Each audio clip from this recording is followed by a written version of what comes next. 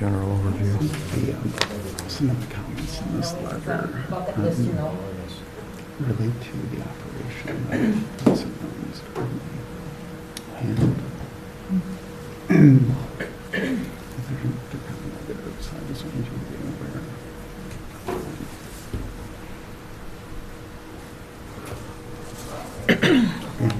Okay.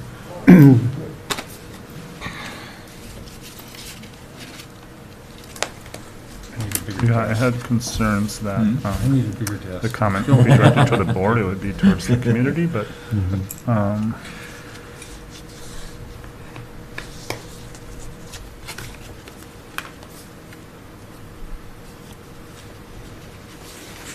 We got Wi-Fi going. thank you. And we've got everyone. All right. Good morning. I'd like to call regular meeting of the Cook County Board of Commissioners to order. This Tuesday, October 12th, 8:32 a.m. Please rise and join us in saying the Pledge of Allegiance. I pledge allegiance to the flag of the United States of America and to the republic for which it stands, one nation, under God, indivisible, with liberty and justice for all.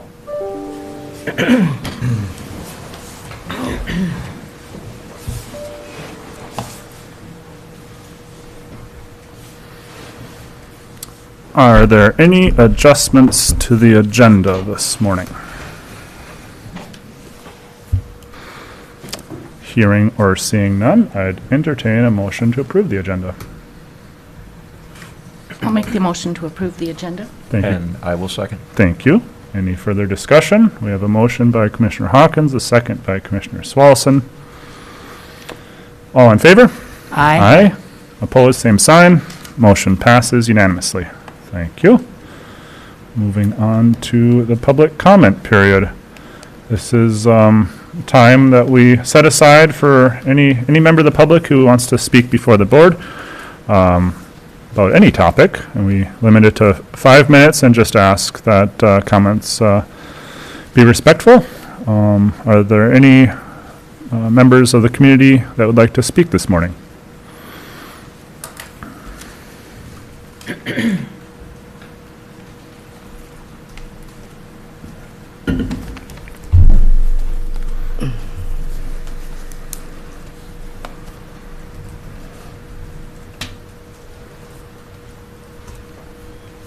Good morning. Good morning. Good morning. Good morning. My name is Mary Somnus, and I live just a few miles west of town. But I do own and pay property tax on a parcel in Toffee. And let the record show that I am only speaking for myself today. I am fully retired from my former position with the EDA, and I do not speak for that organization. I'm sorry, could you also give us your address for the record? Oh, 215 Birch Drive. Thank you. And I just briefly want to state my support for the requests before you today for the tax abatement for the development projects that are proposed in Toffee. As you know, the housing that will be a result of these projects is much needed in our county, and you know, the commercial space that comes along with it helps to pay for the housing, so the projects are all tied together. I'm familiar with the projects, but again, I don't speak for anyone but myself. And the thing about the tax abatement opportunity is there's no loss to the county. We're not losing anything that we have. We're delaying the receipt of some funding, but what we have to use in the meantime is going to be how many units of housing? Just an amazing addition, an amazing effort on the part of these developers. So again, as a Toffee taxpayer, an individual, I support these requests. And I don't know if this is appropriate, but if I would have known that our HRA applications were going to be in the board packet, I would have prepared mine more carefully. I looked at the board packet, and I was like, oh my gosh, it looks like a fourth grader wrote this, Mary. Thank you for the opportunity to speak. Thank you. Are there any other members from the public who would like to speak at this time? All right. We do have written comments, I believe, as well, Mr. Yoki? Yes, Mr. Chairman, we do. Good morning, Mr. Chair and Commissioners and members of the public. I just would like to read a letter that we received from Rory Scholes and Ellie King. And they write, this is a comment from Rory Scholes and Ellie King, owners of the Independent Ski Pro Shop on Ski Hill Road in Lutson, called Lutson Recreation, since 2011. We want to take this opportunity to share our unique perspective on this proposal. One would think, and this is Lutson Mountain's proposed expansion, which I guess I should have read at the beginning. One would think that we would welcome a project such as this, as it would increase our business if successful. However, the stated goals of the project are not in line with what we have seen and heard, both personally and from our customer base, over the last 10 years. Excuse me. Our customers do not tell us that the hill is too crowded or that the shuttle ride was inconvenient. Instead, we hear about poor quality snow grooming, short hours, and high ticket prices, complaints which are consistent with the feedback from national skier surveys.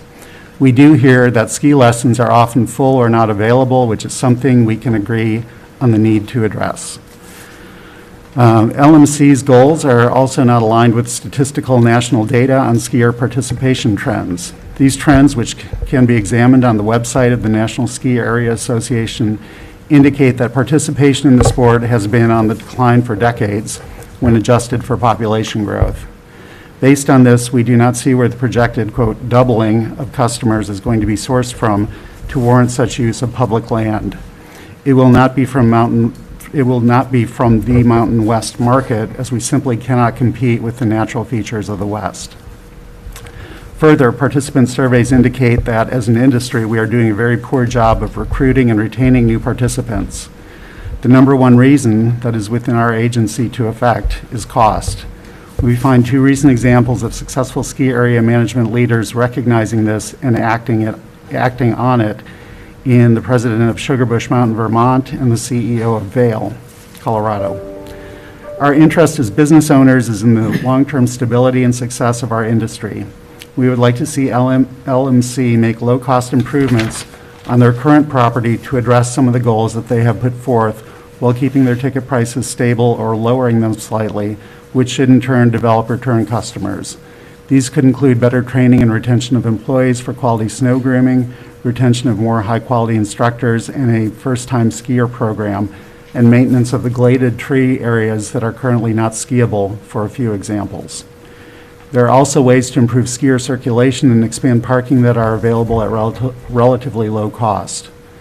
Finally, as skiers, we do not see regular skier congestion on the hill, such as would warrant expansion onto public land.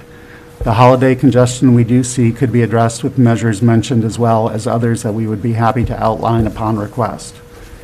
There are, for instance, acres of property owned by LMC that could still be carved out as ski runs to expand skiable terrain by a more appropriate margin.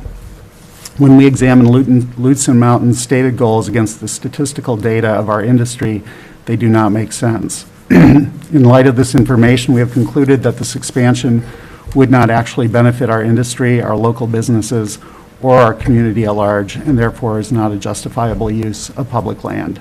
Sincerely, Rory Scholes and Ellie King. And that is all the public comment I have. Okay, thank you, Mr. Yorkie.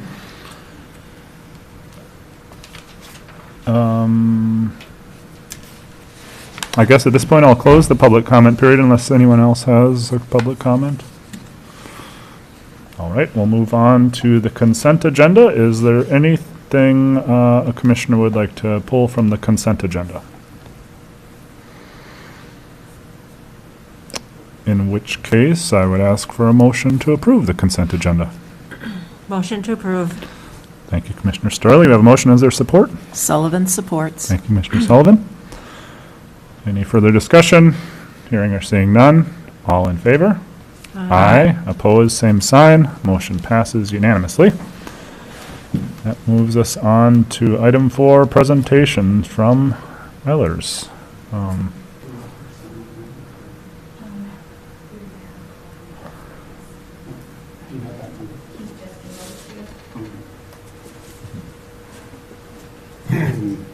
Oh, and that, this is not a normal request, but I was reminded that I had not turned my cell phone off, and I was just going to ask commissioners and staff if we could also mute our computers so we don't hear the Windows indicator every so often. Okay, one moment, Mr. Chair, and we'll get Mr. Kimmel connected. Yep.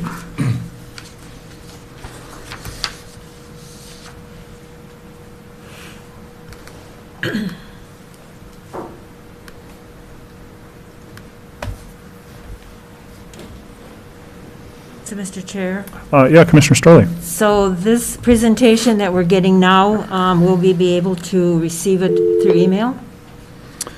As far as I know, and yeah, thank you for breaking. We'll add it to the agenda, and yes, you will receive a copy of it. And so, In fact, I can forward right now. Sorry, we just received it right. Yeah. Hey, Bruce, this is Okay. James Yorkie That's in fine. Cook County. Hi, James. How are you? I'm doing well. How are you? I'm good, thank you. We've got you on speakerphone here in the commission room, and we'll shortly be ready for your presentation. I just need to forward the slides to the commissioners, so hang on a moment. Okay, great. and I was just going to note that at our last full meeting, we had discussed about being on a very tight schedule for this, and we had wanted to get as much information as possible ahead of time so that we could make a decision today. And my understanding now is that we do not need to make a decision today. We can wait until our meeting on the 26th, and so we'll be able to receive this information, process, let the public, view the information as well, and then make a decision on the 26th. And yes, Commissioner Hawkins. So I'm wondering about the public hearing that's scheduled after this. Are we going to still give an opportunity for the public to speak to that at Yes, the next meeting? that has Okay. been noticed, and we published it in the paper, so the hearing will still be held this morning. I think what Commissioner Hawkins was asking about is if there is still opportunity for the public to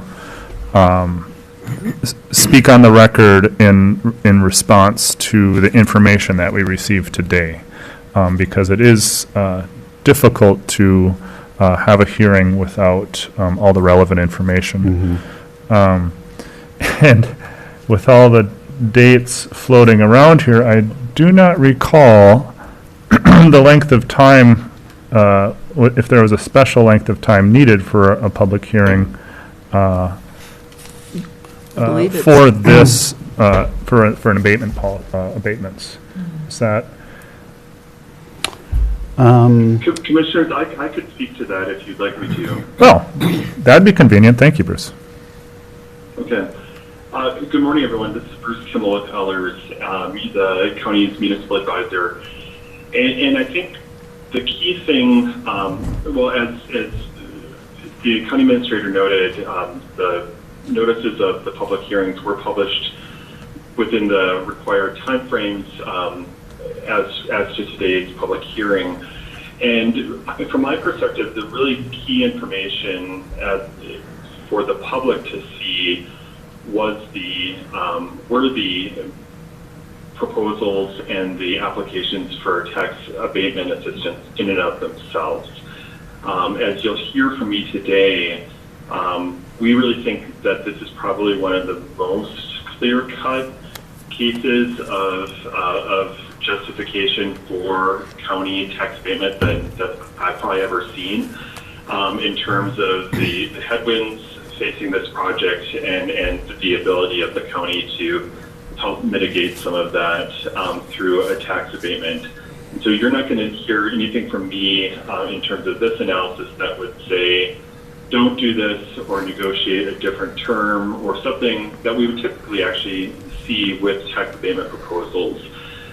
So I think if somebody were to have concerns about tax abatement, it would be from more of a philosophical perspective, or they would say they would probably be raising some kind of a concern with the developers' proposals themselves in terms of why they're asking for tax abatement. And all of that information has been out, in front of the public for some time now. Certainly, if you want to, I would certainly recommend proceeding with today's public hearings after this presentation.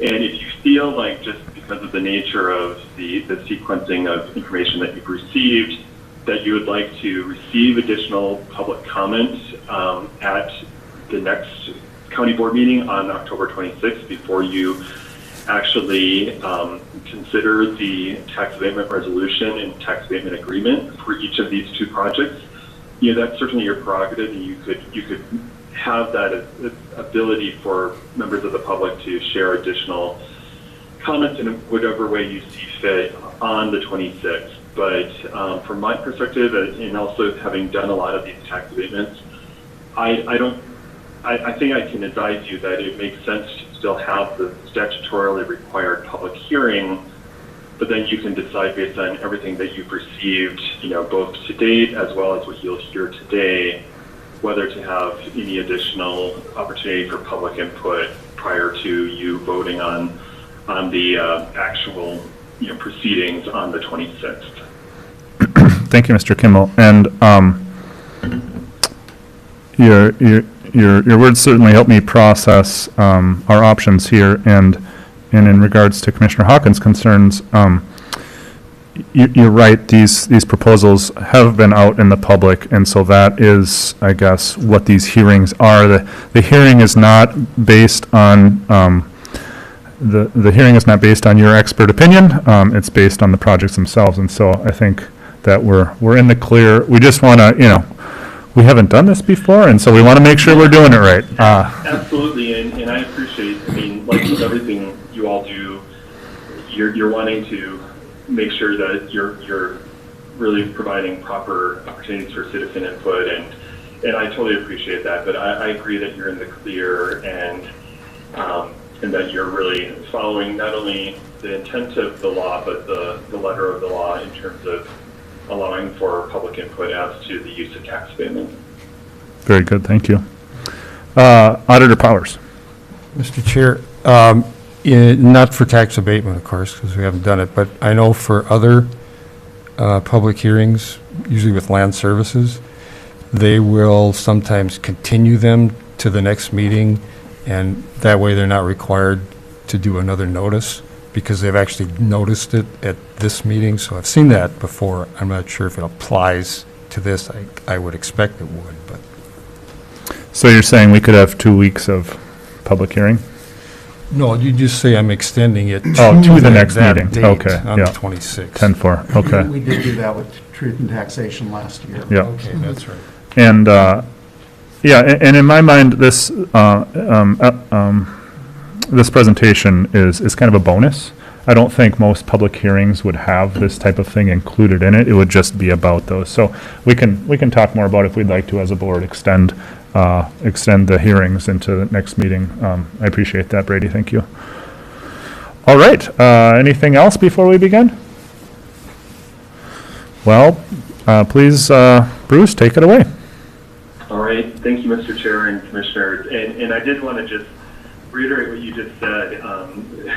We do get involved with quite a few tax abatement proposals as well as tax increment financing proposals, but we also know that many counties and cities just approve tax abatement requests without any advice or analysis from municipal advisors. And so it may sound self-serving, but I would agree that today's presentation and having our analysis will hopefully provide you some additional comfort and safety in feeling like, yes, depending on whatever you decide to do, that this is a justified request from both Sawbill and from Bluefin. what I wanted to do just to start, for anyone who is listening on YouTube or there in the board chambers with you that isn't familiar with tax abatement and with really county tax incentives in general, I want to just provide a little bit of context before we talk specifically about these two proposals. Because first and foremost, tax abatement is in and of itself a misnomer. It sounds like you're forgiving taxes and you're not doing anything of that sort. So with your agreement, I'll just give a little bit of context on tax incentives and on abatement. So going on to the second slide, why consider providing assistance? You know, people can have legitimate differences of opinion on whether and how counties should provide any kind of assistance to private sector developers or businesses to do things. But I do think it's helpful to sort of ground this discussion in some of the public policy priorities that might be driving a county to consider a tax abatement request.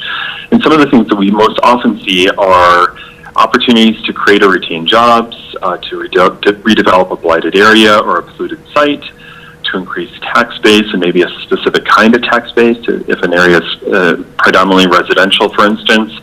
A city or a county might really see an opportunity to add some commercial industrial tax base, for instance. And then the last two bullets are really applicable to this Cook County situation, achieving workforce housing, also sometimes senior housing, but then also to change community market conditions. And I select this one because of what you've identified previously as a shortage of attainable workforce housing, not only county-wide, but also in the west end of the county. So I thought it was helpful to include those 2 points as, you know, some of the points that we often see in these situations. And then on the next slide, we always root our analysis not only in those policy considerations, but also in doing an economic analysis of trying to determine, number one, are the numbers that have been presented logical, complete, and reasonable in their assumptions? In other words, do they hang together and show that the developer has thought through all of the elements of not only financing a project up front, but also operating a project? And then, is there a demonstrable gap that would discourage this development from happening without this proposed incentive? And that's what we call the but-for test. Would this project as proposed happen but for the analysis, or but for the proposed incentives? And I think, as I alluded to earlier, it's really clear to us in our analysis of these two projects that they have met the but-for test. These projects, both developers have done a lot of homework. I was impressed with the level of thoroughness and completeness of their development performance and budgets. They didn't just phone this in. But, you know, there are, as we'll discuss in a little bit, some real impediments to doing this without any level of outside assistance. And so it was very clear to us that a developer under normal circumstances would not undertake these two proposed projects in Toffee without some level of assistance in bringing the numbers into a realm in which they have a reasonable opportunity to break even and make some level of profit. So with that, you'll notice the next slide talks about TIF. You might say, well, why are we talking about TIF here? And it's just because I want to, again, draw the distinction between TIF and abatement so that people can understand what we're really talking about with today's abatement proposals. So with TIF, as most of you know, TIF is the opportunity to capture and use most of the increase in local property tax revenues from new development within a defined geographic area for a defined period of time without the approval of the other taxing jurisdictions. So in other words, if the county or the county Granbury EDA were to set up a TIF district, and as long as they met the requirements for doing that, they, let's say the EDA could capture that incremental new tax value and taxes from that value without specifically getting the buy-in of the individual taxing jurisdictions. So if you go on to the next slide with the little chart, you can see that the base value is, and the taxes from that base value, that's the blue bar on the bottom, the city, county, and school district would continue to get those existing taxes from that existing tax base going forward.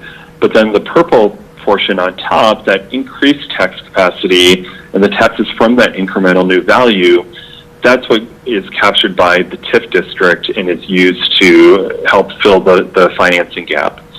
And so, if you will, TIF is kind of like an on-off switch, right? If you meet the criteria, you go through all the proceedings to set up the TIF district, you get to flick the switch on and capture that new value and that new tax revenue from that new value. It's like all or nothing. Tax abatement, on the other hand, if we'll go on to the next slide, we sort of edit the TIF the TIF language as such. So tax abatement is the ability to capture and use all or a portion of the local property tax revenues from a defined geographic area for a defined period of time with, and this is the key part, with the approval of each participating taxing jurisdiction. So, I refer to TIF as an on-off switch. Well, abatement is much more of a dimmer switch in that you can really, each taxing jurisdiction gets to decide whether they're participating and the degree to which they're participating in terms of percentage of new taxes and duration. In each of those jurisdictions can make a decision on their own volition. And as you know, here with these two projects, the county is being asked to approve a 20-year tax abatement and a 15-year tax abatement, respectively, for Sawbill and the Bluefin project. And the other jurisdictions, the township and the school district, are not participating. And so that's an example of how tax abatement is more granular and more at each taxing jurisdiction's level. I would also point out that while with tax abatement you can abate existing taxes, we're not looking to do that here. We're really only looking at that net new tax, that incremental new value that would occur with each development, and the county would be abating the taxes from that new value. So you're not digging down all the way to zero with either one of these projects. So then on the next slide, this graphic isn't specific to the Cook County situation, but it does represent the ability of each taxing jurisdiction to decide. So with this graphic, you can see that the example is the school district retains its taxes from the tax capacity increase, but the city and the county in this graphic are participating in the abatement through that defined period of time. So it's, again, pretty big distinction, but in each case, the developer is still paying the taxes, and then you are simply rebating or reimbursing them to the developer for specific abatement eligible costs. Okay, let me go back here. All right, so are there any questions about that background information before I speak specifically to the Toffee projects? Doesn't look like it. Commissioners? Okay. No? So, as you know, you've got two projects here before you that have requested tax abatement assistance, and they are the subject of today's public hearings. The Toffee Downtown Development Project from the owners of Bluefin, they're requesting tax abatement, really reimbursement of those incremental new county taxes that are generated by the project for 15 years up to a cumulative value of approximately $707,000, whichever occurs first. And so that's a really key point as well. You are looking, and your county auditor treasurer's office will be tracking how much tax abatement is remitted to each of these projects on an annual and a cumulative basis. And then most likely you'll hit that annual, that 15-year or 20-year limit respectively first. But if, for instance, the tax base, the tax value is more than is reasonably anticipated at this point, it's possible that you might hit that cumulative value, maybe a year early.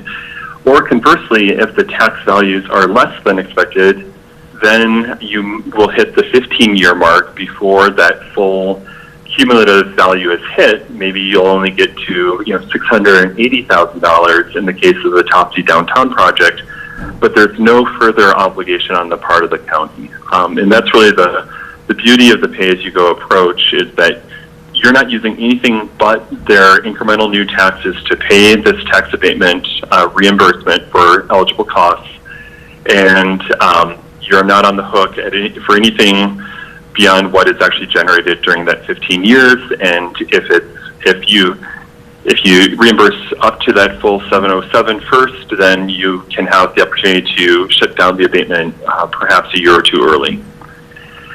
And then similarly, but a little bit different, the Sawmill Development Village project is requesting the same kind of reimbursement approach for up to 20 years and up to about $686,000, whichever goes first. Moving on to the next slide. Really, I saw similarities between the projects. As I noted before, they've provided reasonably complete development budgets, financing plans, and operating performance for this stage of pre-development. We would expect that their numbers will continue to be refined as they go along the path. But really, I would commend both developers for doing the homework to not only show that they've got a fighting chance of having feasible projects, but being able to demonstrate that there is a need for assistance. We've also used realistic assumptions for both construction and operating costs, as well as for their debt and equity plans. Sometimes with developers, we see them inflating costs unreasonably or doing other things to sort of to show more of a need for assistance than maybe there is, and sometimes we need to suggest that they revise their projections, and we negotiate a lower amount of assistance because we just can't demonstrate a rationale for the full amount of the request. That's really not the case here. I feel like both developers have used pretty realistic assumptions across the board. Also, as I noted earlier, both projects have demonstrated a credible economic gap, but for the county assistance. And I would say also, but for receiving some level of assistance from Minnesota Housing and IRRB. So you're an important part of this in terms of lending your local support in terms of the tax abatement. But I would say that they've also shown a credible need for grant assistance to bring down their net financing requirement or their net equity requirement for the project to get to a reasonable range of return on investment. And also, regarding ROI, even with the tax abatement and the grants, we're not showing a likelihood of any kind of windfall profits from either one of these projects.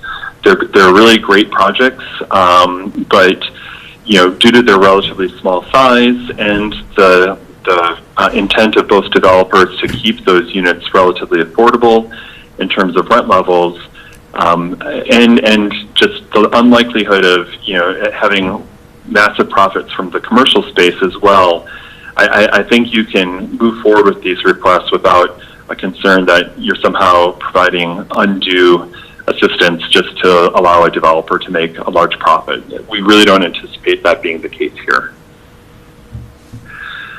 Moving on to the next slide, number 10, what are the causes for this feasibility gap? I've touched on some of these, and you're aware of these and from other situations as well.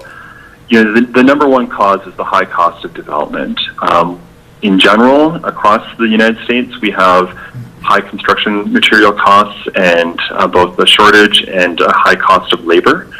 But you're seeing that compounded by your geographic remoteness, right? And there's just a certain number of contractors that are willing to do the work up there, and they are facing the same kind of construction material and labor challenges that everyone else are. And the cost of the size of the project is relatively small in both cases. That doesn't mean they're not doable, but you have more economies of scale and efficiency when you have a larger project than with a relatively small project. In addition, for similar reasons, economies of scale, you have relatively higher operating costs per unit than what you would see with a larger multifamily development. The developers really can't do anything about that, but it's just a reality that they're going to have somewhat higher proportional costs in keeping those projects going and operating them at a quality level than would 100-unit project down in Duluth, for instance. And I would say also, the developers have both made clear their intent to provide attainable workforce housing to year-round residents of Cook County versus making this a condo or a VRBO or Airbnb type of vacation rental situation. And so that in and of itself, I think they'll be tremendously successful given the demand for housing and keeping those units occupied and keeping that vacancy rate low. But that is just a natural restriction on how much profit potential these projects have. So our conclusion after looking at the numbers, rerunning the numbers ourselves, and comparing these projects to other similar projects is that both of these abatement requests, as well as the related grant applications, are economically justified, that the developers are taking substantial development and market risk, bringing these projects to fruition and then operating them going forward. And so that risk is, I think, worth noting that I think these projects, are viable, but certainly no one can say that, this is a slam dunk on either developer's part. And I think the county, it would be justified in giving them some credit by bringing these proposals to the table and saying they want to move forward with them. And the county does still get to decide whether to provide tax abatement at all, what percentage of the incremental new taxes you want to abate as part of these agreements, and for how long and to what level of cumulative reimbursement. We think the developers' requests are valid, but you still, at the end of the day, get to dictate, whether and how to participate. So then finally, and I think it's just about time for your public hearing, we're here today on the 12th to hold those public hearings. Then after today, as long as you want to keep moving forward, we would work with your county attorney and other folks at the county and perhaps with some input from Freiberger and Buchanan as well to finalize the tax abatement resolutions and the tax abatement agreements. That would come back to you on October 26th. And again, if you wish to provide abatement assistance, you would then adopt the appropriate resolutions and agreements for each of the two projects. And if anything comes up between today and 2 weeks from now, please feel free to contact me via email or phone with any questions. And I should finally note that I will be up there in person on the 26th, not only to see these two abatements to completion, but also because we've got a proposed financing for some road projects in 2022 that I think it would be helpful for me to be up there to discuss that financing plan. So you will see my face in person 2 weeks from now. Let me stop there and ask if you have any questions before you move on to your public hearings. I'm looking around at commissioners if there's any questions. I don't right now, I may Okay. after the hearing. Yeah, I guess none right now, Mr. Kimmel, thank you. Thank you. Thank you for the presentation, very, very clear, Is he leaving, or is he available after the public No, hearing? I'll stay on the line. Oh, Yep. okay. very good, thank you. Okay, well, no current questions.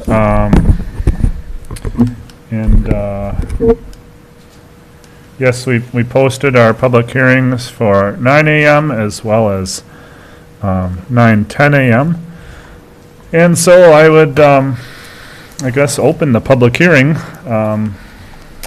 first for the downtown Toffee tax abatement. Are there people who would like to speak for the public hearing? Just I, Paul Rankin. Yeah, please, Mr. Rinke, sign in and state your name and address, and Comments? Well, good morning. Nice to see you again. My name is Paul Renke. I'm the president of Silver Oak Development and also the project manager for the downtown Toffee buildings. I had done, the last time I was able to talk with you, there was quite a bit of information, including all the storm and the sewer and those type of things. I did synthesize it down pretty significantly for this presentation. If you have a copy of it already, great. Otherwise, I've got hard copies too that I can share if you'd like it, if anybody needs or would like one. Yes? We have the presentation. Pardon me? We do have the presentation. Okay. And it's on this, oh, is that, okay. So just moving forward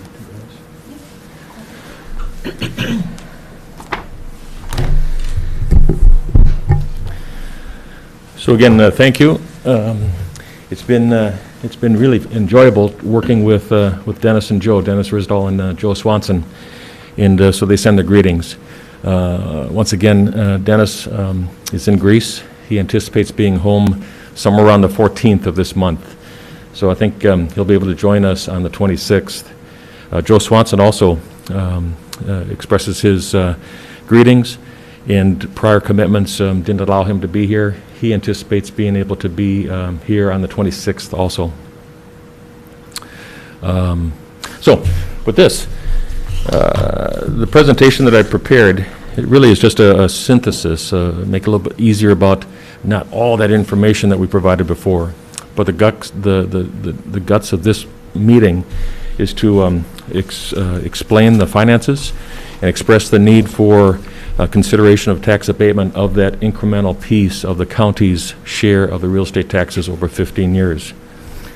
So with this, for yourselves and for anybody that might be watching on TV or on computer, this is the elevations of the projects. It's two buildings, left hand aligning parallel with 61, that's building A, and then building B would be a little bit larger, perpendicular to 61. Here then would be the side versions. They call it the side elevations, what you would see from 61. And then in both buildings, it's a combination of retail on the first floor, might be commercial on the first floor, so commercial retail, or and then workforce housing upstairs. This is the footprint for the building B, the larger building, which has 3 commercial retails on the first floor, and this is the building that has the 2 accessible housing units on the first floor. I call it on the west side, inland side of the building. Upstairs then, there are the additional workforce housing units.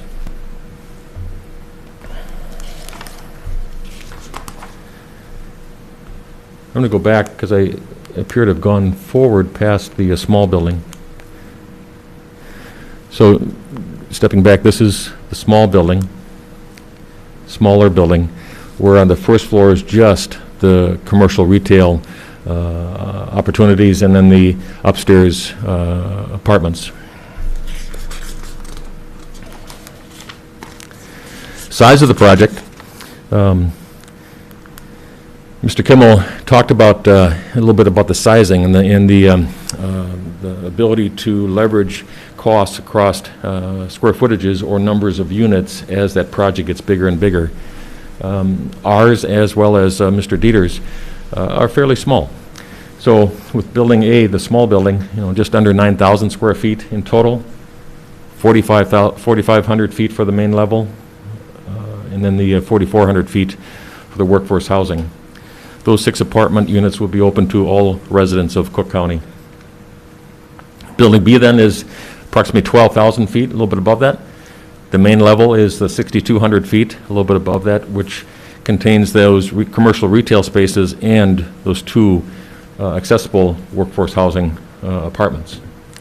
Upstairs on the second level, just over 5,900 feet, again having 6 apartments accessible to all residents, totaling just slightly over 21,000 square feet. The breakdown of the units Really simply, it's a mix of 1, 2, and 3 bedroom units that we believe meets the needs of the people who live here and work here in the area. And so the 1 bedroom, there's 4, 2 of which are accessible, $975 a month. And the $975 a month is that all-in rate, including the heat, electricity, water, and internet. We call it the gross rate.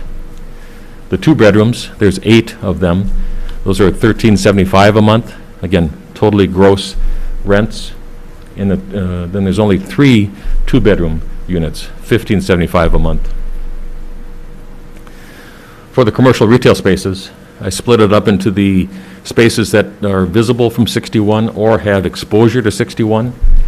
So there were 3 in that smaller building, A, and then there was 1 more in the larger building, B, totaling 4. That rental rate, because it has that exposure, is slightly higher than the other ones, but we predict that it's going to be $18 a square foot on an annual basis. The spaces that don't have the 61 exposure are the 2 inner spaces, inland spaces on the larger building, B, and they are slightly lower rental rate at $15 a square foot. The project costs, quite a bit of detail here.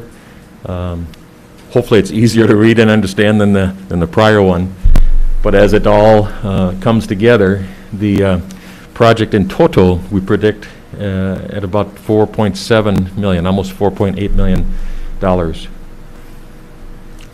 The split that we've been able to understand from MHFA about how they treat these kind of combined projects where there's a commercial retail component and the housing component is that Sarah has said that the 70-30% split is very doable and very acceptable in her mind. So we've allocated 70% of all the costs to the residential and 30% of the costs to the commercial. This is that piece where the benefit of doing this type of a project has the commercial costs and expenses, offsetting, reducing the actual cost of the residential side to make those a little bit less expensive and more affordable.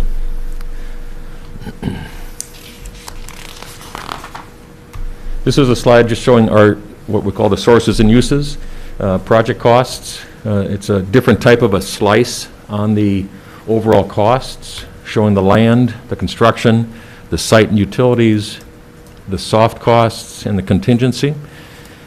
Critically important.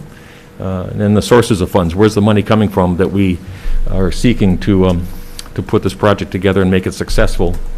From the developer, the landowner is almost $1 million at $990. There'll be a first mortgage, $2.4 million plus, almost $2.5. That'll come either from the 2 leading banks right now are Platinum Bank or First Resource Bank. And then the grant that we are applying for the MHFA Workforce Housing Grant of slightly under $900,000. And then also the IRRB Infrastructure Grant, just slightly over $400,000. Both those equal up to that $4.7 million. The operating pro forma, again, just slightly different way of looking at it.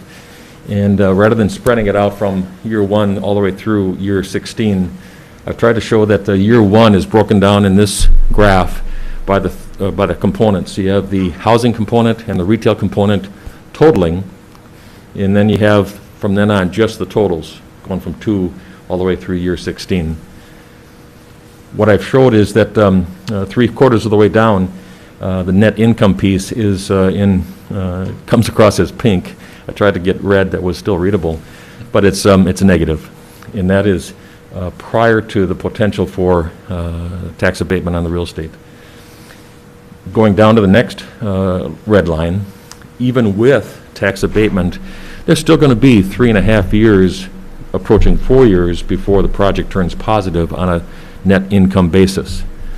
We've talked internally. Joe is committed to, as a large business owner, Joe Swanson, as a large business owner, as a large property owner, as a large employer, he's committed to helping the city grow, in the city of Toffee, grow per their design guidelines per their comprehensive plan that has been put in place. And I think it's exciting.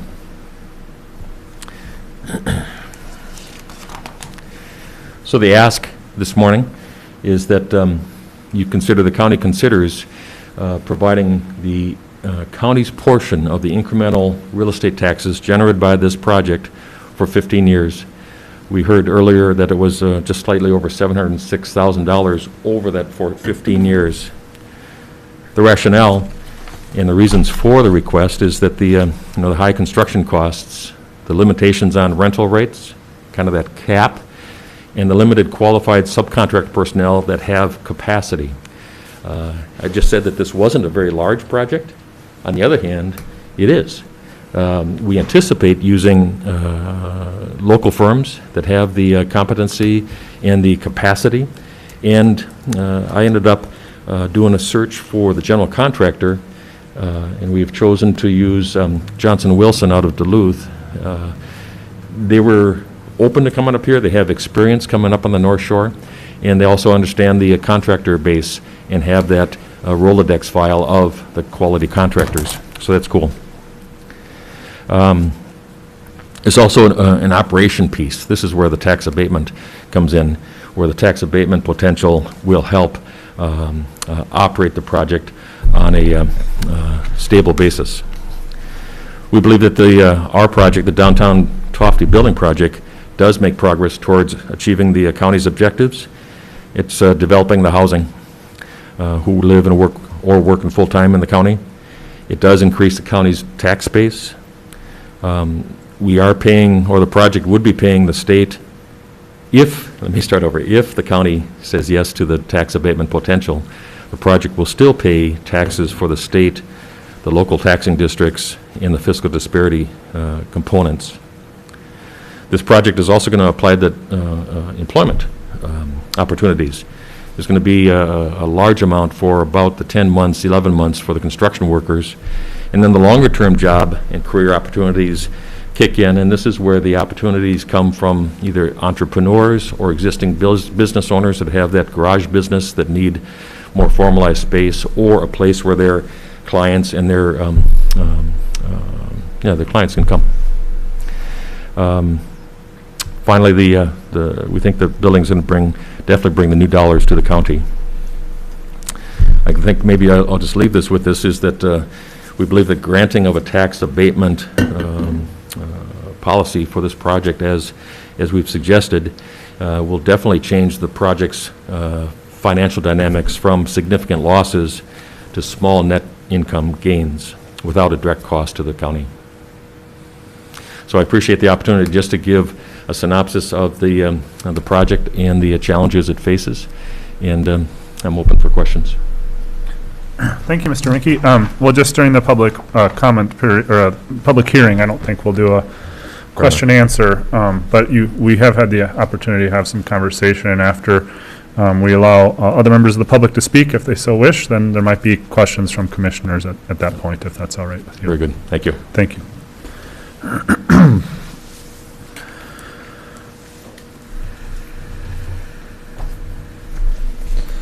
So continuing on with our public hearing, is there anyone else from our community would like to speak on this project at this time? Well,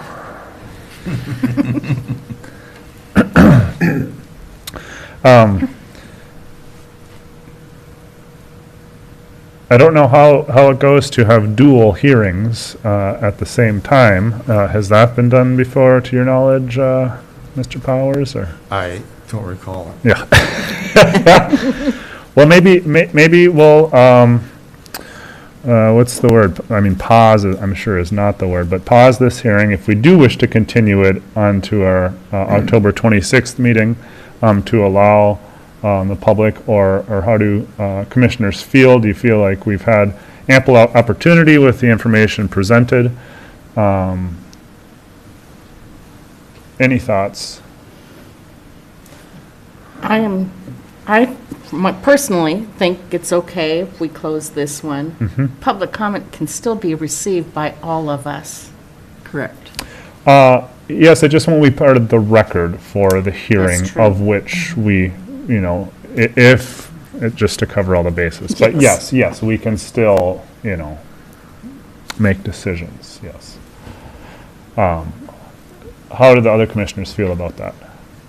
All right, continue. Yeah. Oh, I'm sorry. I'm No. sorry? Yes, have this the public hearing and comments open for another 2 weeks. Okay, okay, I'm fine with that. okay. There's no cost to doing so. I mean, No.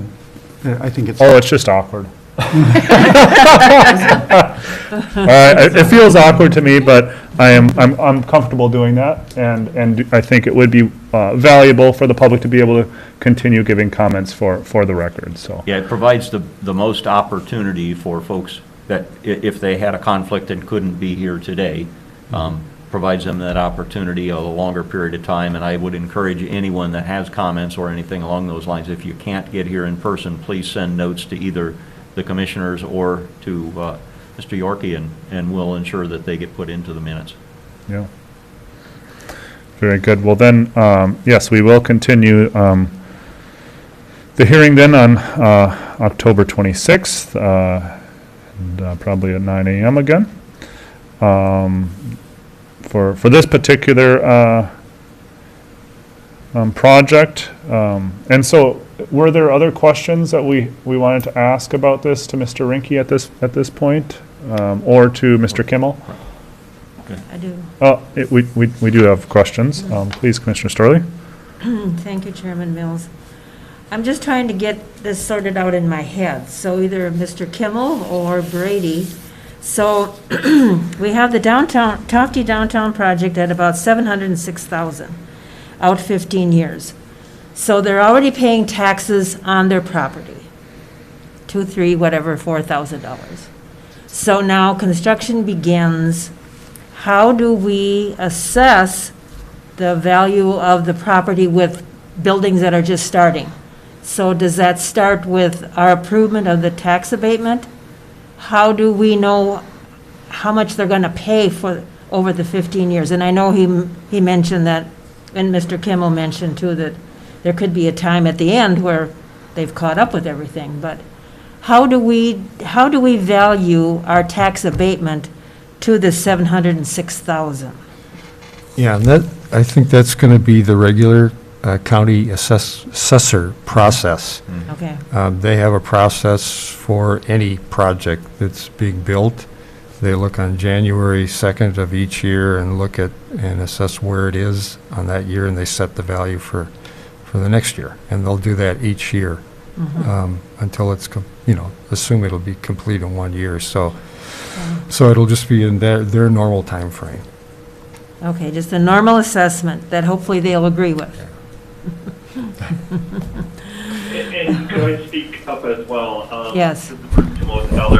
I would also just say, and I'm glad, Commissioner Storley, you raised this. One thing that I didn't see but I could have missed is it's very common with tax abatement agreements to delay the effective date of the abatement until there is at least substantial new value in place. And so you raise a great point.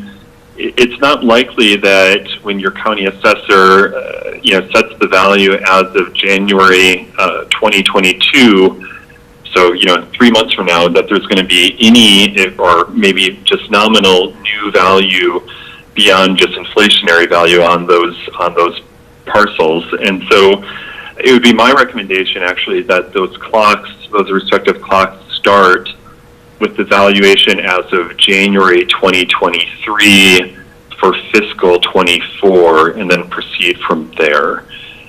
Because that's really where you're going to see either completed value or, much more value as of, January of 23, and then for sure they'll be completed as of, January of 24 valuations. But yeah, the abatement doesn't change at all how the numbers, get calculated. Great, thank you. That's what I needed to get straight in my head. Are there any other questions at this point? Commissioner Hawkins? Yeah, I have questions about the whole process of tax abatements. So if something happens, these properties are sold to new owners, does that affect the tax abatement? I don't know. My guess is that it goes with the property, but I don't know. You get to decide, Commissioner. Oh. It can go with the property, or it can expire. Either one. Is that something we should be thinking about? I mean, does it matter? I'm just raising the, I didn't know if it does. It's really your call, and so it would really be up to you. I would say that it would be legitimate to allow that tax abatement to transfer to a subsequent owner. Obviously, not changing the terms and conditions of it, but just letting it be transferred on an annual pay-as-you-go basis. But that's your prerogative to decide. Okay. And I again, I don't know, but my guess is that if we were to not transfer that, that would make the cost of purchasing not make sense financially. That's kind of how this whole thing is able to move forward, is because this abatement is allowing it to, but then if someone purchases, but that's just my instinct. I come don't up know. with all sorts of. It's a good Yes. question. Yeah. Another question, so in the resolution that's going to come before us on October 26th, is there a clause in there that it's dependent on the other financing from the IRRB and the MHFA or what? Will that be, that this tax abatement, we're not giving it unless they get the other portions of the financing that is needed to make these projects viable? Will that be in there? I don't know what the language of the resolution should be. Is that something that you have assistance with, Mr. Kimmel? I'm sorry, I'm juggling two calls right now. I apologize. Busted. This is the world that we live in, right? Yeah. I missed that last question. My question for you is if you have experience assisting with writing the language of resolutions and what should be in there. But Commissioner Hawkins' question is if there should be language in the resolution saying that our abatement is contingent on funding from IRRB and or MHFA. I don't think that's necessary. I think you can move forward with good faith, and either the projects will happen or they won't. But I think it's important, or you could see it as being important to put your marker on the table first, and then if the projects don't happen because they don't get that grant funding, then nothing happens with the abatement, and you can close it at that time. Okay. And Mr. Rinke had his hand up as well for an answer to that, or is that? Thank you, Chair, and you did answer it the way that I was Okay, going to comment. very good, thank you. It's a great question. Yep. Because the projects have to work, otherwise it's a moot point about abatement. Right. Great, yeah, any other questions from commissioners? Will the resolution specify that this is dependent on those units, residential units for workforce housing? Yes. Okay. I mean, that's how I want it. That's I the just whole, like to yeah. clarify that's- that we're all on the same page there, that it's not assisted living or retirement, it's workforce housing. Okay. That's going to be a trick. The language is going to be a trick, I think, for Mr. Yorkie and our attorney to really define that, because we also need then a way to evaluate that. that was where my mind is. I'm not really sure how you Right. how you change that. It's housing, year-round housing for residents of Cook County. Yes. If somebody decides to retire and thank you. move up here and they're living in there, how do you define that as, I mean, they may or may not work in the workforce, they may whatever, but they're still living and contributing to Cook County, and I don't know how you're gonna, how Are you the would be Lutz- able to make that cut set for The people. Lutson project they have to show a Paycheck. paycheck. I see, okay, Yeah. okay. I just wasn't sure how you define that or make that work, but if it's feasible, Yeah. okay. It appears Mr. Rinke is giving indicator that's similar for this Good, project, good, that okay. it's the paycheck, or pay stub Yep. verification, whatever, so. Good. Which is excellent and an excellent Yep. question, but yeah, I think that, that language could still be tricky, so we'll have to, One thing I wonder about is, I understand that there are local businesses that are having a hard time finding workers. Now, there are plenty of folks who want to live up here and work up here. But what if there's a shortage of employees and they can't fill those units? That would affect the economics of the project, right? So, well, yes, my understanding of the lack of employees is the lack of housing, so a chicken egg sort of thing, but Yeah. I think, yeah. Very, very good discussion here. Any other questions or comments right now about this project? Or I guess in general, for some of these questions. Well then, moving on to our second public hearing, as the first one has been paused until October 26th, and this is in regard to the Sawbill Village development. Are there any members from the public who would like to speak on this development or this proposal? Mr. Chairman, Yes, Mr. York? the project sponsor, Rob Dieter, is unable to be here today. I know that the board has received a presentation from Mr. Dieter regarding the specifics of this project. For members of the public who may be watching and aren't familiar with it, I'd just like to give a brief overview of what it proposes to do. So Sawbill Village is a smaller project than the Toffee downtown buildings. It is proposed to be a two-story building with workforce housing and commercial on the ground floor, just as the other project is. This project would provide 6 ADA accessible 2-bedroom apartments for year-round workforce housing. It would also include a detached garage with 1 covered space for each apartment. There would be 3 retail spaces and 1 restaurant space on the ground floor. Total square footage would be about 12,000 square feet. And then the targeted time frame is construction in 2022 with an opening in early 2023. And that's a very brief overview of the Yep. project. Yep. So, And again, we as a board have been briefed on these projects a number of times, and so I think that's just fine. I don't see any other members of the public who wish to speak on this at this point. I do think we should extend this one also to October 26th to be fair and available for public comment. And otherwise, I guess we'll pause this one again until October 26th meeting.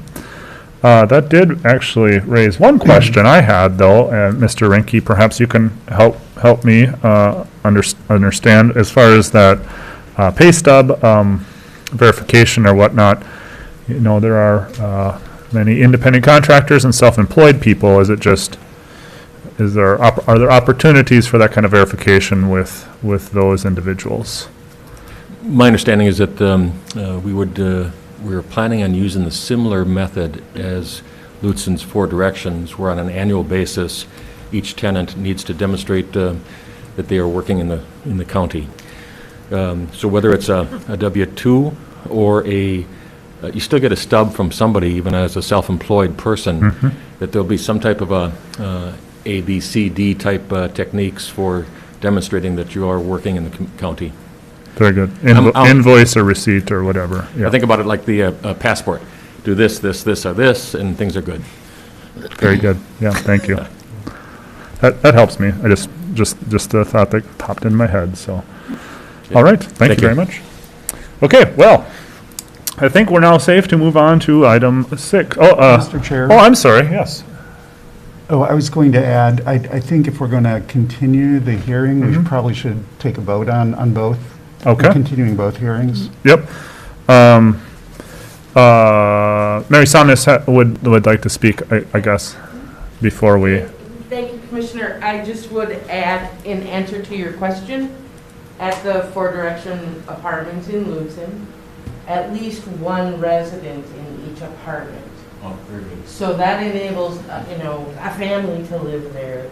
It only is, it has to have a minimum of one full-time year-round employee in each unit. That's how it's done in that project. Thank you. Thank you. Yeah, thank you. Critical clarification, thank you. Yeah.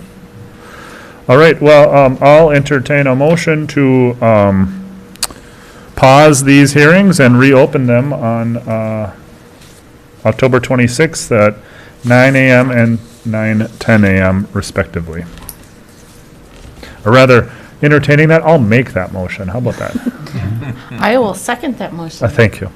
Any further discussion? Hearing or seeing none, all in favor? Aye. Opposed, same sign. Motion passes unanimously. Thank you. Thank you, Mr. Yorkie, for that point of process. Now we can move on to item number 6. Good morning, Ms. Hansel.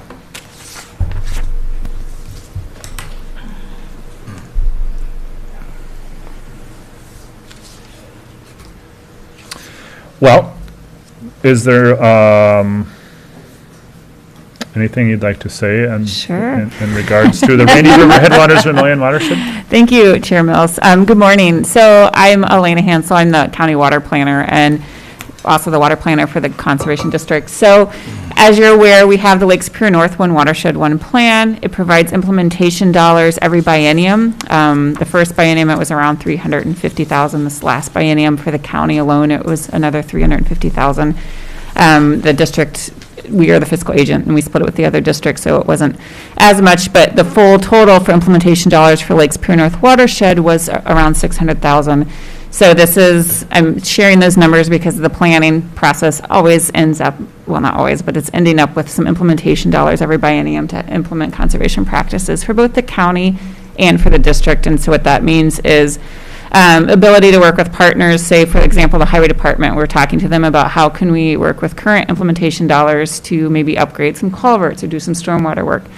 So with that in mind, we're now getting ready to do the Rainy River Headwaters. I came to you prior and was asked to be able to participate with the counties in the district to apply for the Rainy River Headwaters One Watershed One plan. Lake Superior, North St. Louis was awarded the funding. They're the fiscal agent. And so now we're getting ready to plan and do the work for this project. The planning takes around 2 years. There are dollars from the state, which is what the grant was to pay for the plan. And again, we're not the fiscal agent. The county isn't, the district isn't. It's all North St. Louis because we have a very small part of the Rainy River Headwaters, very, very small part, and most of it's federal land anyways. So what's really helpful is with these plans, we have to have a policy committee, and on that policy committee are commissioners, soil and water supervisors, and then other entities that are involved. And this policy committee is responsible for bringing forward, for example, for the county, any concerns the county might have, anything, priorities that might need to be addressed within the Rainy River Headwaters plan, even the Lake Superior North plan. And then as we move through the process, they can help inform the plan based off the county's views. And then at the end, they get to help direct where maybe some of the funding, once it goes into, comes forward, gets to be spent. So they play a critical role in just helping to direct the county's view. Currently, Commissioner Sullivan is on the Lake Superior North Policy Committee. I'm asking for the commissioners to appoint someone to the Rainy River Headwaters Committee for the Policy Committee, and we're looking at hopefully getting our grant funding early winter, and then again, trying to get the plan written within 2 years. It's a very long process. We do hire a consultant to help with that. And so, and then the Conservation District, we're all the water planners for the county, so we're going to be the ones facilitating the meetings, and then we'll get the plan written. It's a largely plan based off of protection, not a lot of restoration, because again, it's a highly protected area with a lot of the federal lands. So I'm asking today if the commissioners, if you could select someone to please sit on the policy committee. We need this step in order to continue to move forward with our work plan to achieve the funding and to get the funding from the state. Thank you. This sounds very familiar. Right. I mean, both because we're familiar with it, but then also I've recently been participating in the regional solid waste management plan update process. And so I just would like to say that even though we have a very small portion of this watershed with the plan, just participation is very important because I'm not afraid to speak at meetings and these planning processes, but there isn't always a whole lot of input, and that is just so critical. I thank you for asking for having someone attend. And do any commissioners have questions about this item? Go for it. I'm the one that needs to learn the most. It's great. We're all learning, yep. So, yeah, I'm just confused why there has to be a commissioner, and what's the difference between the Soil and Water Board, and Yes. why didn't it go there first? That's my first question. Okay, yeah, so great question. So the first, where to start? So all of the counties have a water plan, and currently for Lake Superior North, it covers, the Laurentian Divide down, and the counties adopted that plan, and then the counties adopted the county comprehensive water plan. That plan is set to expire October 2024, I believe. Yes, because it's 10 years, so 2024. So the state shifted back in 2014, instead of having these little kind of, border plans, to these comprehensive one watershed, one plans. So with that, it changes your jurisdiction lines. And so the county then has said, yes, we were the pilot for the first one, and now we're on board for these plans. And so the county, so we have this now, the Rain River Headwaters plan coming into fruition. Because it crosses jurisdictional lines, it's important to have a county commissioner there to represent, to have a voice. And this plan involves a huge area. It goes all the way over. It's just huge. It's just a huge area, almost to King County, so it's big. So the difference then between having the county board and the Soil and Water Board is our Soil and Waters, we're our own, local government unit. And so the county, and I don't know what year, but the county moved the water planner into the Soil and Water Conservation District, so that's my position. And Soil and Water Conservation Districts also have to adopt the water plans. And so I'm representing both entities in that sense. And that's very, very common throughout the state, like pretty much everywhere. And so our Soil and Water Board also has to have a supervisor on this committee. And so we have Stan Tall as our representative for the Soil and Water, and then we have a commissioner. And again, it's just to help bridge those jurisdictional lines. So there's representation for both entities. And since we both all have to work under this plan, and because at the end there's fiscal responsibility, and it helps to have that, those policymakers and those decision makers and elected officials who are representing the community to be able to help with implementation dollars and all of that. To answer all of your questions? It does, thank Okay. you. That Yes. really helps, Good. because I was trying to read online about this, and Yeah. I was like, really, the state gave you money to do it this way, now they're coming back and Yes. saying you have to do it this way? Yes. And Yep. I'm confused. Yeah, it's fair enough. So thank you, no, Yes. that really helps me. I do have another question, though, well, a couple more. So, this policy committee, so I read the RAPS Yes. thing Yes. that was just done. That isn't, I mean, it's like you have to keep doing this? Yes, okay, so excellent, again, great questions. And so the One Watershed, One Plan, that's your county's planning efforts to say, these are our priorities within this watershed. These are what this is what we feel needs to get done. What the RAPS, the Watershed Restoration and Protection Strategies, for those who don't know what that is a 10-year process that the MPCA does to study these watersheds. And so what that does is that RAPS document informs and helps set priorities based off of the science for the One Watershed, One Plan. So with our planning process, we have did this with Lake Superior North, and we will do this with the Rain River Headwaters, is we use this document as our guidance and helps But then we also make sure we have public input. So for example, Lake Superior North, we had almost 60 people at each of our public meetings poring over maps saying, these are our priorities. We folded that into the document because it's a locally driven plan. It feels like it's a state plan sometimes, and I've been from the beginning of this process, so I understand. But it is supposed to be a locally driven plan with information from other experts to help drive the priorities. Thank you. Yes. Like I said, I have the most to learn. You're and doing I'm- fine. This is a huge project, so.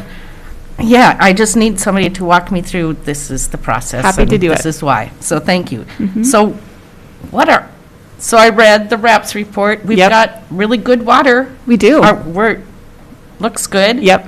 What are our priorities? So what our priorities will be then is to, and I won't speak for all of the county because I'm also always learning, but a lot of it's going to be protection strategies. So it's working with landowners to make sure we're continually having septic systems inspected and kept into compliance, because that's going to increase the nutrient loads into the water.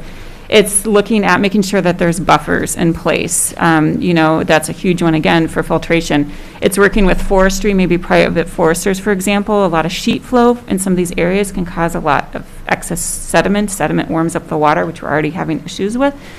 So it's looking at protection strategies, and there's a new list that's come out, which we're all really excited because we've been asking for this to really help direct some of that work, and I'm also still kind of waiting to see this, but it's coming out. So in our area, it'll be protection, because, for example, the Cross River up at the very end of the trail can get moved to the exceptional category because the water quality is so good. So that means we really need to look on the landscape and at that area and make sure we're keeping things as they need to be. Yes, we know development will happen, but then let's look at ways to be responsible. So that's one way the county can say, hey, we're going to come in and help ensure that this is being responsible. Another way is water monitoring, for example, and engaging our citizens. We have a robust program up here, and people are so excited. And so keeping track of that water quality helps to ensure that we know what we're doing on the land is not impacting the water. So yeah, ours will be different than a lot of areas because they're more ag, more farming, but we're looking at that protection. And it's not as expensive, which is nice. So we can try to keep staying proactive so we don't have to be reactive. It's kind of what we're looking at for this plan. But our goal with the plan we have a very small team, which is just 3 of us, the water planners from the 3 counties, is to really get it prioritized and get it so you can look and say, this is a project, and work from there. Thank you. I appreciate welcome. you taking the time You're to learn. Commissioner Storley. Thank you, Chairman Mills. Just one small project that I worked on for at least 6 years was the Poplar River. Yeah. We finally got it decommissioned, but it took just meeting after meeting after meeting, and the Soil and Water Office and support and out there digging and bad weather and good weather and everything. But everything takes time when it comes to making sure that our waters and streams and all of that are performing as they should. And if I may, in answer to your question, Commissioner Hawkins, you had asked, why do we have to keep doing this over and over and over? Yeah. So the RAPS process is a 10-year cycle. The county adopts the water plan for 10 years. And I've been doing this since 2011, so this is my 3rd one, so trust me, I know what we're going through. And the interesting thing is we're going to be doing this year, 2022, we'll be doing the 5-year update, and we're the first ones in the state for the Lake Superior North watershed. It's kind of nice when you're the pilot because you can kind of help shape how it's going to look. But it'll be really fun to see what we've accomplished and how things have improved and where we need to continue to work. And so it just helps continually direct work so we're not out there just willy-nilly putting Band-Aids on things and doing our work. Thank you. Mm-hmm. And this is meant to be a joke, so please don't take it the wrong way, but it reminds me just, years back, my kids being, I just brushed my teeth this morning, why do I have to do it tonight? Right? Yep. Absolutely. Any other questions?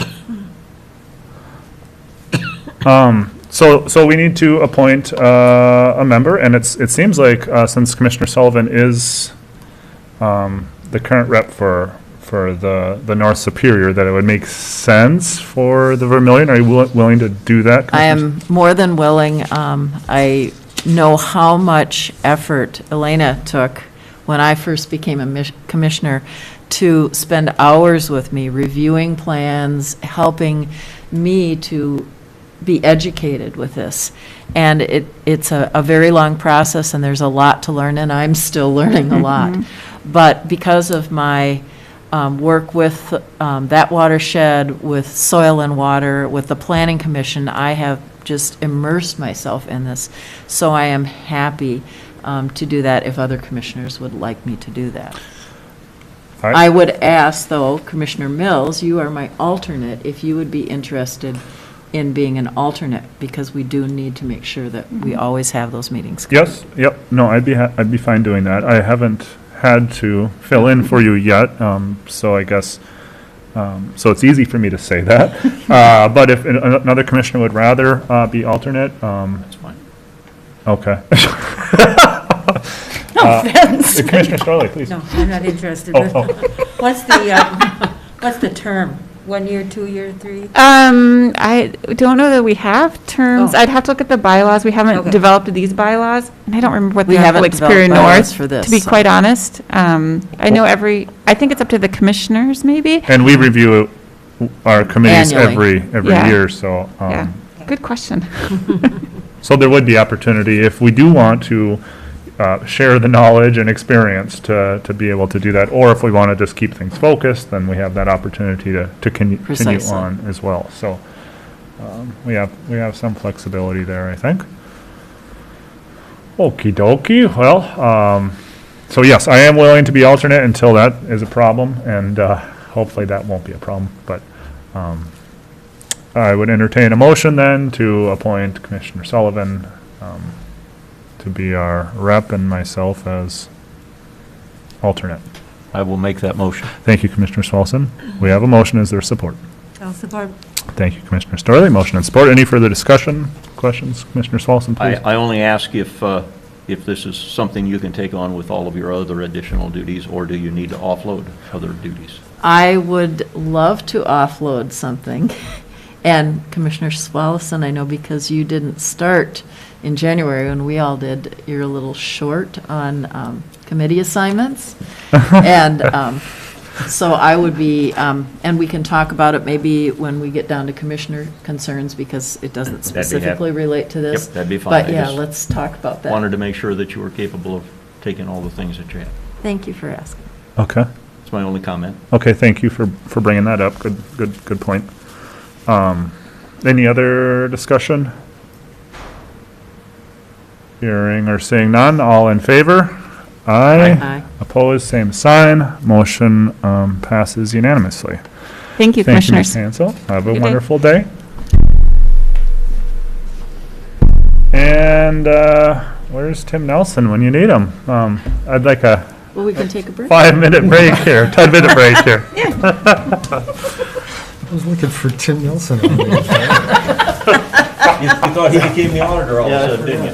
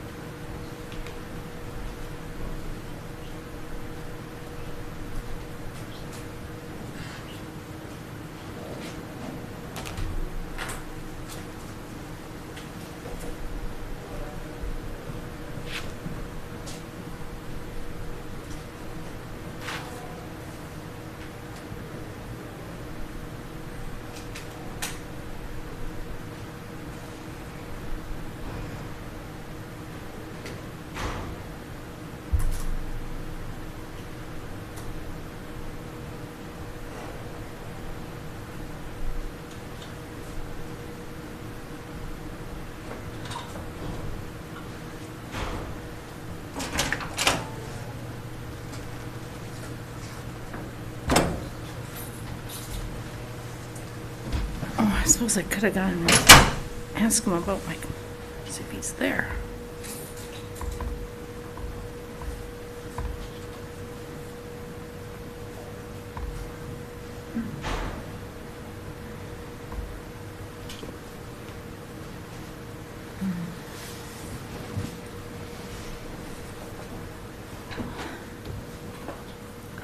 Goodness.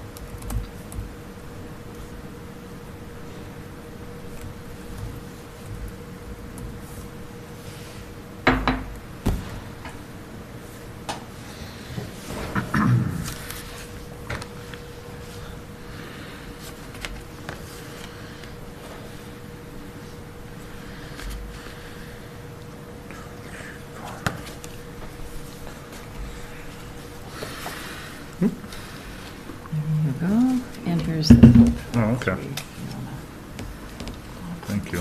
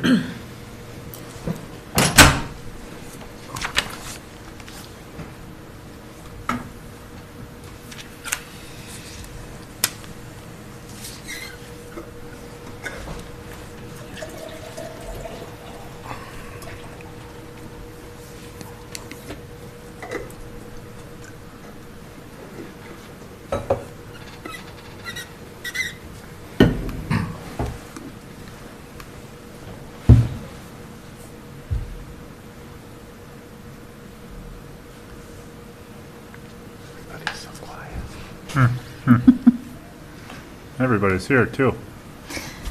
Can somebody email Rowan and ask him if he's, or anybody from IT around? Because I just went back and door's locked, so. Well, and My computer's not working. I'll take care of that, Commissioner. Thank you. okay, well, I suppose we can get started again here, and we're on to item 7 with the auditor. 7A is the approval of the audit engagement letter. Auditor Powers. Thank you, Mr. Chair. So, back in August, at the board meeting, I asked the board to approve the proposal for Radpath and Associates. We'd received 4 proposals for our audit for 2021 and 2022. We decided to go to a private audit, but we didn't have the details yet.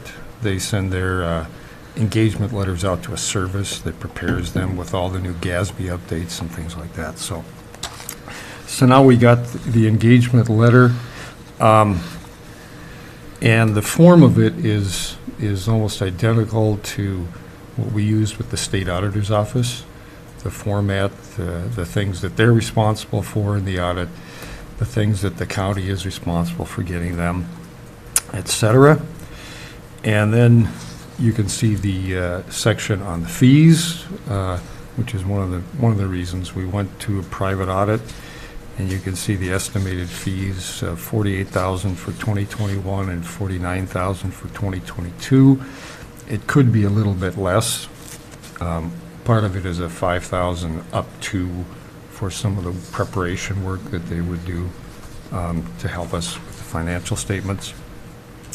And then, of course, there are some caveats in there regarding changes in position or our failure to get things done on time, et cetera, like that. But the only caveat, I guess, here is that I was hoping the county attorney could review it. She hasn't been able to do that yet. So we can either let this wait until the next meeting, or you could approve it, as you sometimes do, subject to the review and approval of the county attorney. So I'll just leave that for questions or Thanks, Mr. Powers. Any questions for Auditor Powers? Oh, yep, Commissioner Hawkins, thank you. Yeah, so I read the engagement letter. Were there anything different that stood out to you from the state auditors that, I mean, all the things that they listed through there, and I'm like, I think that sounds right.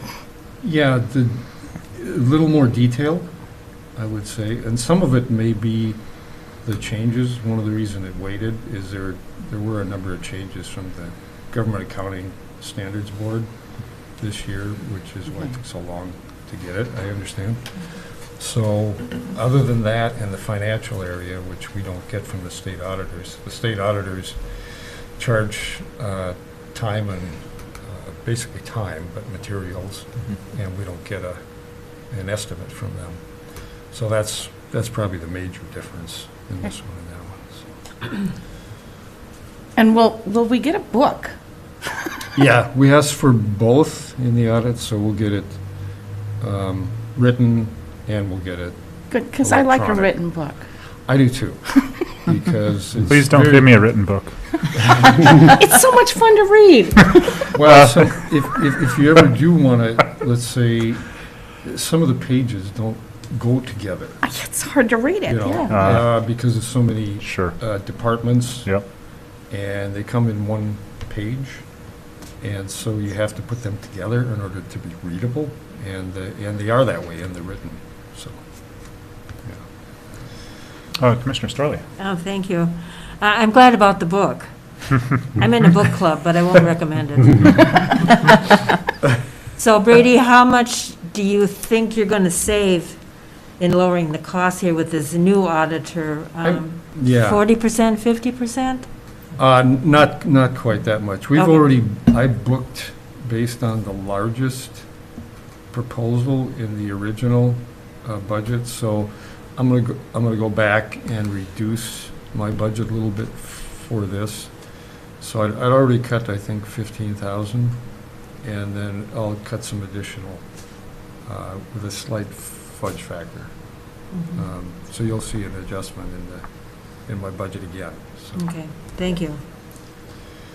It varies every year with the state auditors. It's been as high as 89,000, and then in recent years, somewhere between 84 and 89. And so this is going to be at least 35,000, 35,000 less than that. So. Okay. Great. Thank you. Any other questions for Auditor Powers? Else we can entertain a motion here. Commissioner Swalson. Would motion to approve the engagement letter with Redpath and Company to audit the Cook County's financial statements for the years 2021, 2022, based on the review and contingent on the review of the county attorney. Thank you, Commissioner Swalson. We have a motion. Is there support? Support.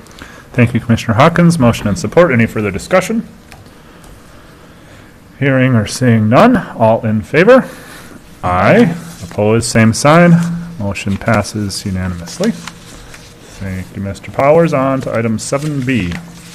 Yeah, so this, we looked at the general fund balance earlier in the budget process, and then there was a question to look at the other major funds, because we do talk about those a lot. So this shows you the general, the highway, and public health, human services. All of these are based on the 2020 audit. In the general fund, as you recall, we put some adjustments in there for additional information we're aware of. So it does have those adjustments. I've left those in. And our fiscal policy is to keep it at 75% of current expenditures. And with all of the adjustments, we're at 85% at this time, with the unassigned still remaining at $1,129,000. That's with our septic loans, our Hovland Fire Department loans, that's with the BWCA set-asides, all of that. So, if you took a snapshot right now, with those, it would be different because our 2021 numbers would change it slightly, but. And then the highway department and public health, those are, they're treated differently in accounting standards, so they'll never have unassigned fund balance. They're by definition, either they have something specifically reserved, anything else is considered assigned because they're a special revenue fund. But essentially, it's the same as the unassigned in the general fund. So the goal in the highway fund, we've said, is 60% of current expenditures. That means excluding their construction that goes up and down by, millions each year. So the other 60% of other expenditures. And as of 2020, they're at 102%. When the goal is 60, they've got, they do have some what's called non-spendable fund balance. That's their inventories. That's their gravel and their sand and their et cetera. And then the rest, $3,206,000, is assigned to highways and streets. And assigned means it's under your control. You can move it if you needed to. And that leads you to what they did in their budget for 2022, and they're using a substantial amount of their fund balance to keep their levy down, which, goes right to this. They're using that additional fund balance to help keep their levy low because they can for 2022. And then public health, human services, we've set them at a smaller amount, 40% of their current expenditures. The rationale for that is highway has some huge expenditures, sometimes on big projects, and instead of having to ask us for cash, they've got enough in their fund balance. That's the reason for the difference. So same thing, they've got assigned fund balance. They have no other reserves. So all of their fund balance is assigned by definition, $3,465,260, which is 94% of the current expenditures when the goal is 40. So, and again, they're proposing to use some fund balance for the 2022 budget to keep that levy down. So I'd ask any questions? Questions from commissioners?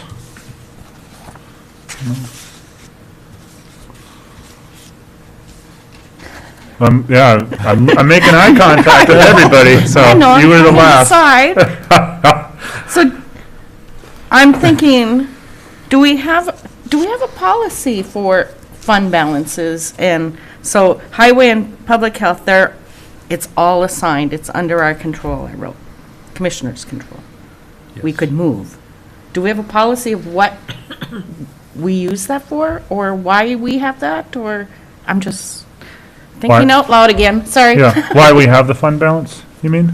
Or Yeah, and 102%. Our goal is 60. 94%. Our goal is 40.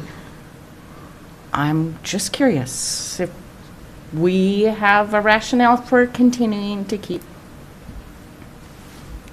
keep up that high above? considering our fiscal policy and all that. I'm just wondering, do we have a rationale for when we say, nope, that's enough, goes somewhere else now?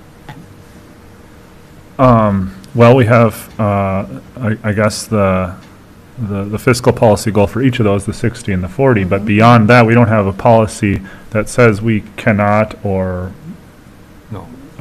or must do this if it's greater than. Okay, I just wanted to make sure Yeah, so it's kind I of a understood. yeah, so it's kind of a situational, what our take of the pulse of the community and their needs are, and trying to navigate that. But it's very, I think, useful information to see where these numbers are, particularly with departments, because it can really help us with the vision of each department and just prioritize different projects or community needs, so. And it's changed Yeah, fairly dramatically in the last 2-3 years. the fund balance. That they're- Yeah, yeah. They've been below those numbers. Highway particularly has swung greatly in some recent years. Which, So, and my read on that, and this is, please, any of you add or adjust my read, including Auditor Powers, is just almost a whiplash from some challenges with underfunding because of maybe overfunding before. So one of my, as I've, I think, probably expressed too many times, goals is just to try to get the stable route. And so I think we're in agreement that maybe things don't need to be as high, but how do we just kind of keep things moving along and address some of the needs that we have, because those are going to be quite expensive. We all know that too. Mr. Chairman, one thing I would offer too is, I mean, as part of the regular budget process, this board does have the prerogative of directing that fund balance be used to offset the levy. So there is a break on that. It's not as if it's, there's going to be an uninterrupted increase in those funds. There's always an option for reducing that balance. it's a motion away.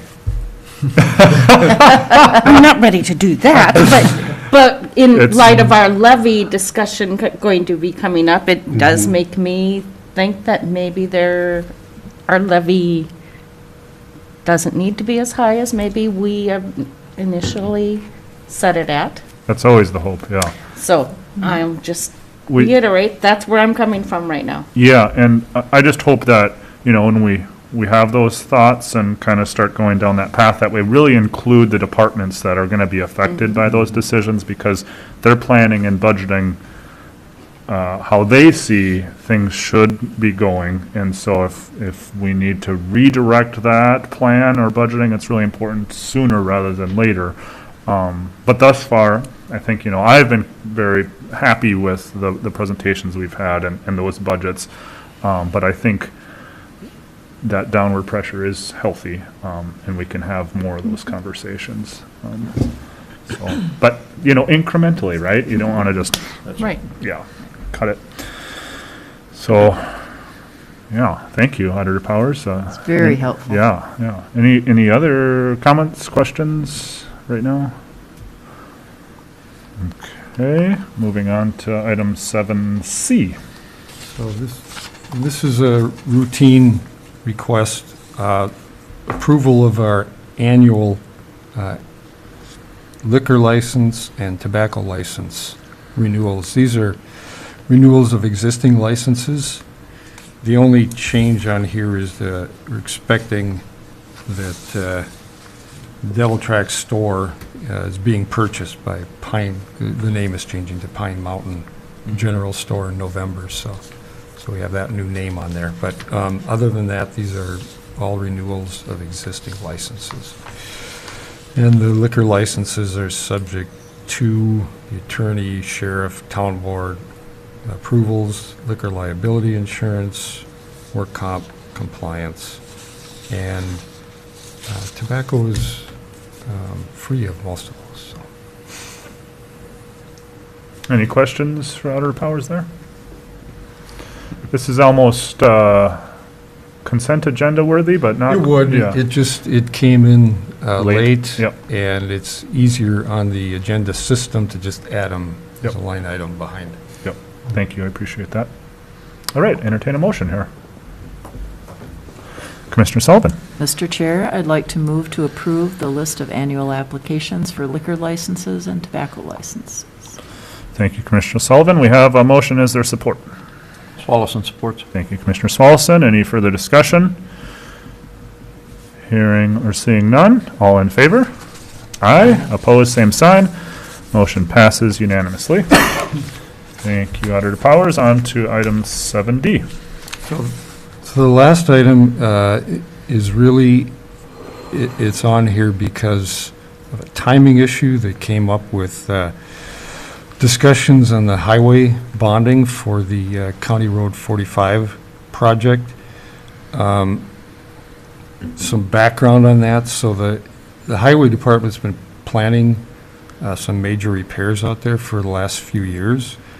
And just most recently with our previous county engineer, Kristen Foster, I mean, they held a large public hearing on what to do. There's a myriad of possibilities for how to improve a road like that.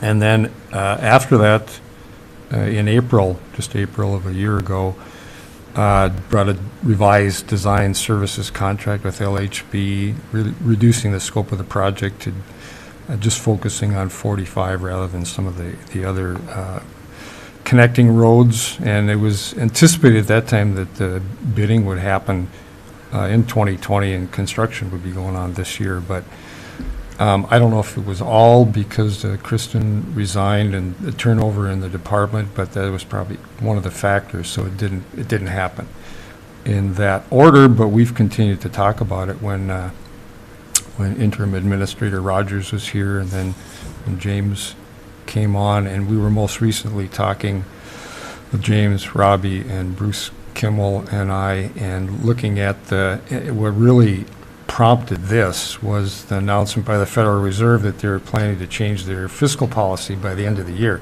They've been talking about it for years, but now they have a plan to change it, and you don't know what that could have on interest rates, that effect.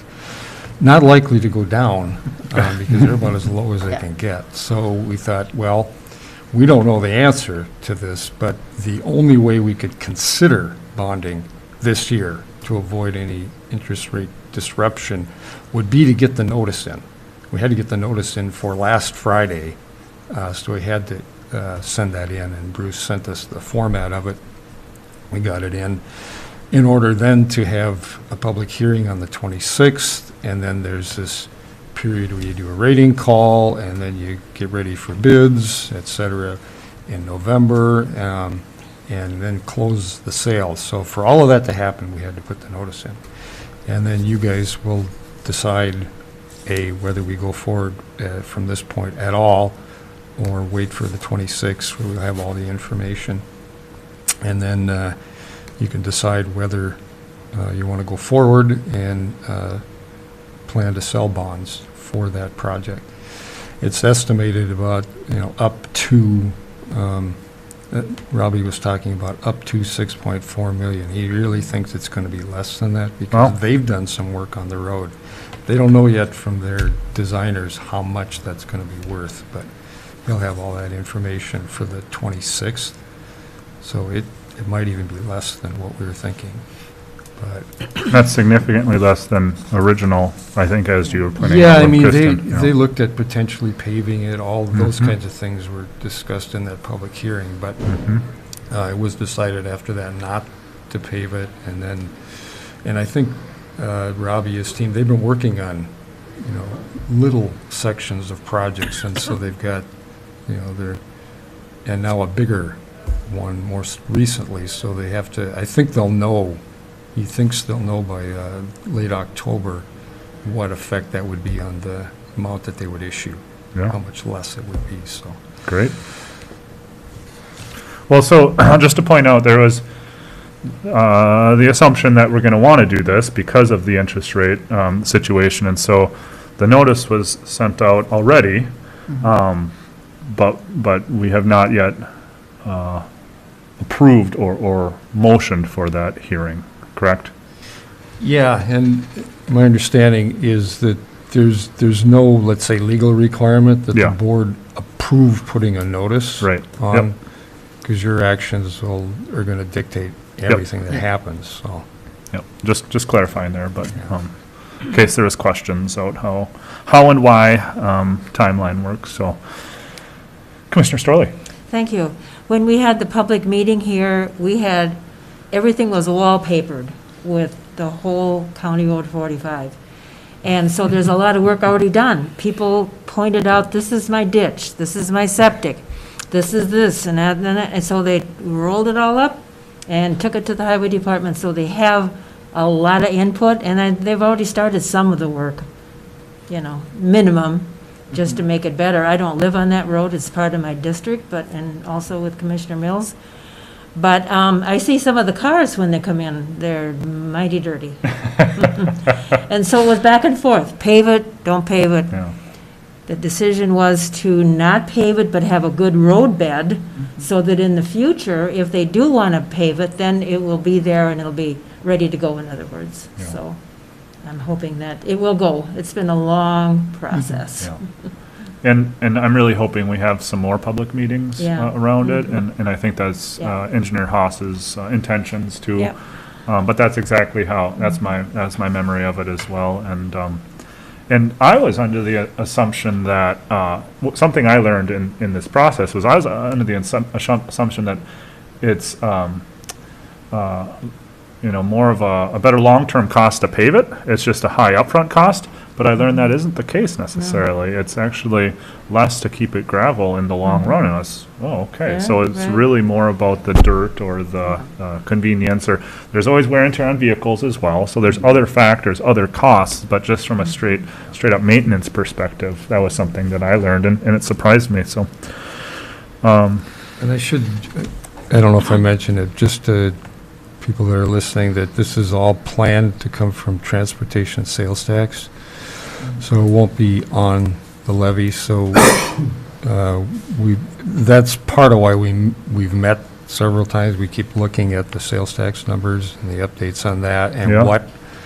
what can that support? Yeah. We've already issued one bond for County Road 17 up in Grand Portage, and this would be the second one, and that'll pretty much take care of the bulk of what comes in for many years, I expect, from those two projects. yeah. There'll still likely be cash there, small amounts for other projects, but those will be probably the last bonded projects for a long time. Well, that's really huge, though, to be able to use that, Yeah. to have that as an option, because then that, is that much less levy money that Yeah. we need to deal with. So that's very, very exciting. So that's just information. Yeah, thank you. Any other questions for Auditor Powers? Is it possible to get, I know you got all the numbers, you know your numbers. Is it possible to get that in a written form, spreadsheet or something, to show how the transportation sales tax and the bonding and the payments amount and over the 20 years? I'm just confused. I can show you the first one. I can send out some information on the first one. Bruce Kimmel will be I've got an estimate. I mean, we've looked at it at different times, and you can see, an estimate probably within the last month that they did at Ellers too. Okay, so, But you'll be seeing the most updated one coming in for the 26th. and how do those payments, those numbers affect our financial management plan when we're talking long-term and 10, 15 years out?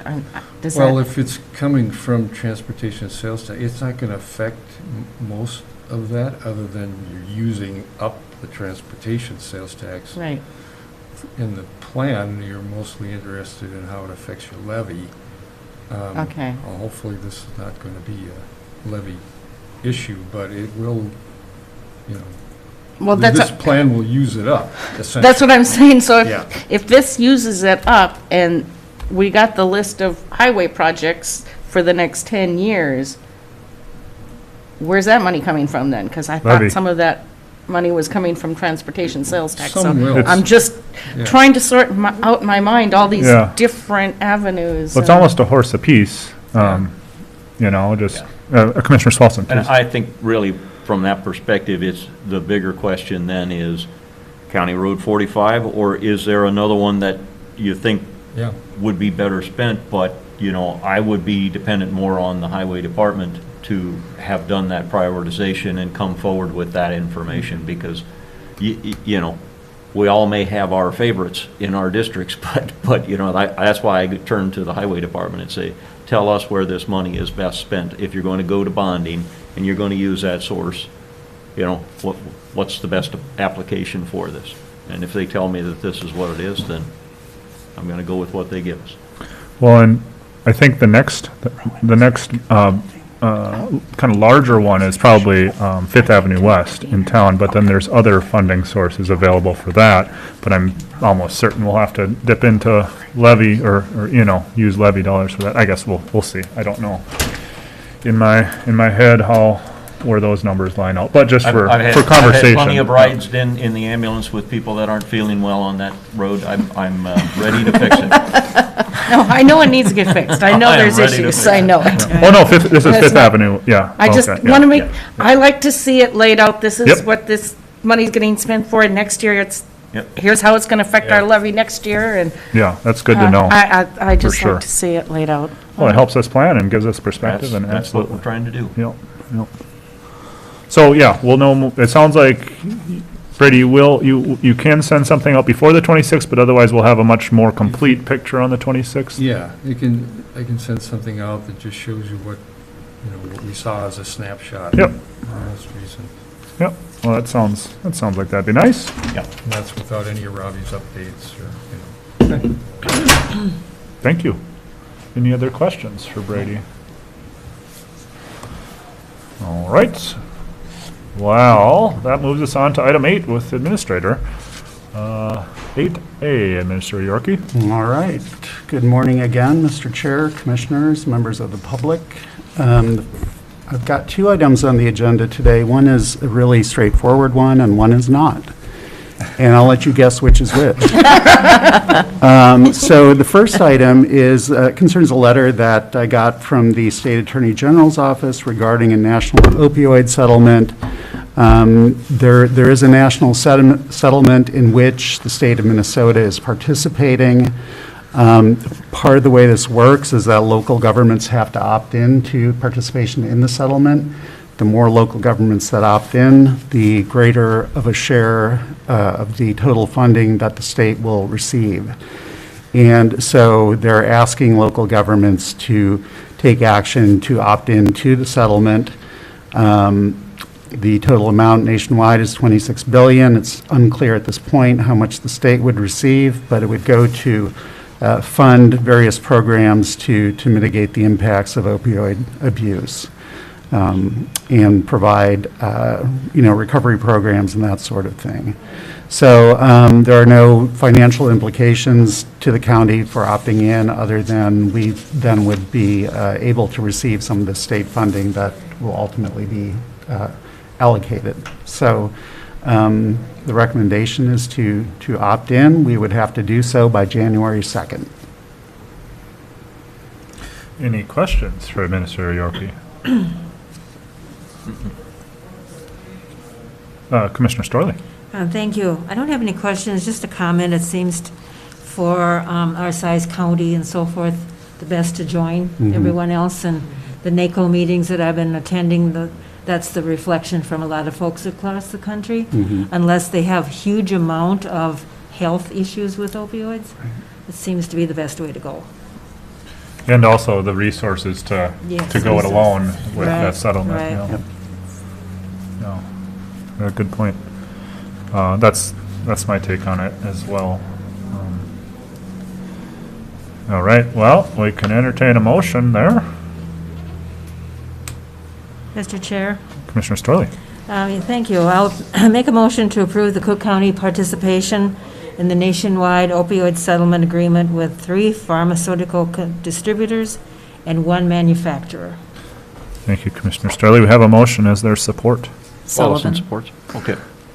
Commissioner Swallowson supports. Thank you. We have a motion and support. Any further discussion? Hearing or seeing none, all in favor? Aye. Opposed, same sign. Motion passes unanimously. Thank you. And hopefully I made that call, okay, yeah. All right. Thank you, Minister Yorkie. 8B. Well, it looks like that was the easy one. Okay, moving on, the next item concerns the appointment of board members to the new Housing and Redevelopment Authority Board. I have several things to say about this, and one is I just want to start by thanking all the folks who submitted applications to serve on this board.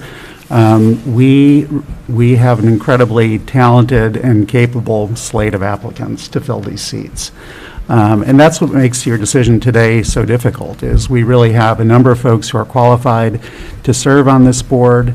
I want to note, we decided to create a scoring system for applications because the other option would have been simply to give you all the applications and just let you start from scratch in your discussions. And I think it's already difficult enough without having some kind of measurement to use as a starting point. But that said, I also want to note that there are limitations to the scoring system that we used. Like I said, we received some applications from some really skilled and talented folks, people who have a lot of professional experience in different areas. And that experience doesn't always translate to a high score in terms of the system that we used. And so, in particular, I mean, if you have, a long experience as a corporate attorney, you've got some real skills that clearly would be applicable to serving on this committee. But maybe you haven't worked in housing before, or maybe you haven't participated in strategic planning. Those were two major criteria that we used. I'm not here to suggest that folks who didn't score high in those areas wouldn't be really high contributing members of a board of the Housing and Redevelopment Authority. In fact, I feel like pretty much everyone who submitted an application would be a really good candidate, but we did want to provide some starting point for your deliberations today because this is a really hard decision to make. The other variable that we have to take into account, and I did contact the county attorney who's out of town at the moment and didn't get feedback from her, but one issue concerns the geographic distribution of candidates. So the language in the statute, which I've included in the agenda item, refers to the membership of the commission reflecting an area-wide distribution on a representative basis. And so the way I read that, and others may interpret it differently, but I think that means we need to have a board that represents the different geographic areas of the county. And we are a large county and obviously have many different areas. We've got the West End, Grand Marais, up the Gunflint, and then we've got the eastern portion of the county, including Grand Portage. And so those areas have different interests and different needs. And ideally, we would have a board that would be able to represent all those different areas and needs. And so when we solicited applications, we didn't indicate that, we especially want applications from this area or that area. We just put it out there and solicited applications generally. And we got a number of applications, not surprisingly, from Grand Marais in the West End, and then fewer from up the Gunflint and from the eastern portion of the county. So that's one issue that you're going to have to wrestle with today, is how do we make sure that we have that geographic distribution? And then the other issue is how well do the scores represent actually, let me back up. What kind of mix of folks do we need on this committee, on this board, to best serve the needs of the county in terms of increasing the availability of affordable housing for full-time residents, both workforce, housing for seniors, housing for folks with disabilities, et cetera. And so that's something that you're going to have to wrestle with today and figure out the best approach. So I will pause there and ask if anyone has any questions before you start discussing the applicants. I don't have any questions, I don't think, for you necessarily at this point. Thank you. Any other commissioners? Okay. My questions are for commissioners about how we'd like to proceed. That's the trick there. I really do appreciate that scoring matrix, and I really do appreciate Auditor Power sending out the district numbers for each candidate too. And that was I was curious about the language of just what it meant to have that representation, and just thought, boy, it sure would be nice to have flexibility with that. But I also want to, state the importance of having that geographic representation dispersed. One of the questions I had is like, well, what about the EDA? Does that operate the same way? And no, but it is a different statute. And I started thinking about other committees and boards, and for instance, the Parks and Trails Commission that does have that district designation, also at large. And of course, that's advantageous to get representation, but it also can restrict us and bring challenges to filling those. That's not the case with this particular board, so my concerns there are a lot less. So I think that, in my mind, that's an important criteria, is to have that distribution there. So, Mr. Chair? Yeah. Before we go further, I was remiss in not thanking the folks who helped us score these applications. So we asked Mike Roth, City Administrator with the City of Grand Marais, to help us. We also asked Beth Drost, who's the current Executive Director of the Economic Development Authority. And then 3 county folks who scored applications were Auditor Treasurer Brady Powers, County Attorney Molly Hicken, and myself. thank you. And thank you to those mentioned in your work here, because it's not an easy job to go through that, and not all people's brains work the same way. Commissioner Swalson. Well, to start us off, first I would, again, I would thank the folks that have participated and assisted us in reaching this point. The scoring system is a good tool. It seemed to have a lot more of a focus on the housing piece and I think that's very important, obviously, if you're going to have, but it isn't the whole picture, because sometimes you need that diversity of thought and experience to be able to bring the bigger picture and get that group thinking a little bit differently. So I thought those were good discussions as well. And the other thing of note for me from this perspective, remember when we had our discussions early on, we talked about having this incorporated with the board for the Economic Development Authority, because the reason that we had at the time was we thought with our population base here in the county that maybe we had exhausted the number of people that wanted to be engaged with boards. So this was actually very exciting to me to see that this issue, I knew it was certainly important to us. I think this reflects the importance in the greater community and the willingness of the community to take their life experiences and apply it to this issue. That's an outstanding, thing for us to be able to work for. So although our decision is hard because we have a number of applicants, I take it on. I think it's a fantastic thing that we have this number of high-quality applicants. Yeah, I agree. Thank you. And I too found it exciting that we had so many qualified applicants. Yep. And being on the EDA board, I thought individuals who perhaps weren't on our HRA board might be great future board members for the EDA. So I think this is a win-win for all of us. We've got your names, huh? Yeah.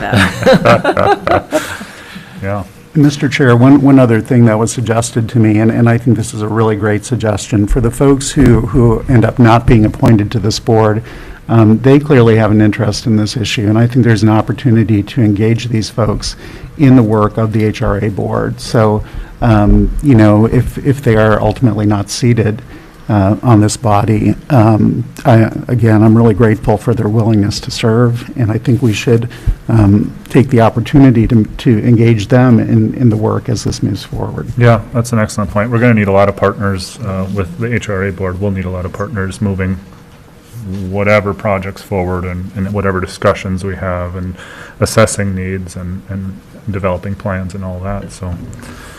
Well, I see a number of paths we can take here with our decision. Each of us could, well, all five, please, Commissioner Storley. Well, first of all, we have 16 really great candidates, so thank you to the group of people who put all this together, and thank you to the candidates.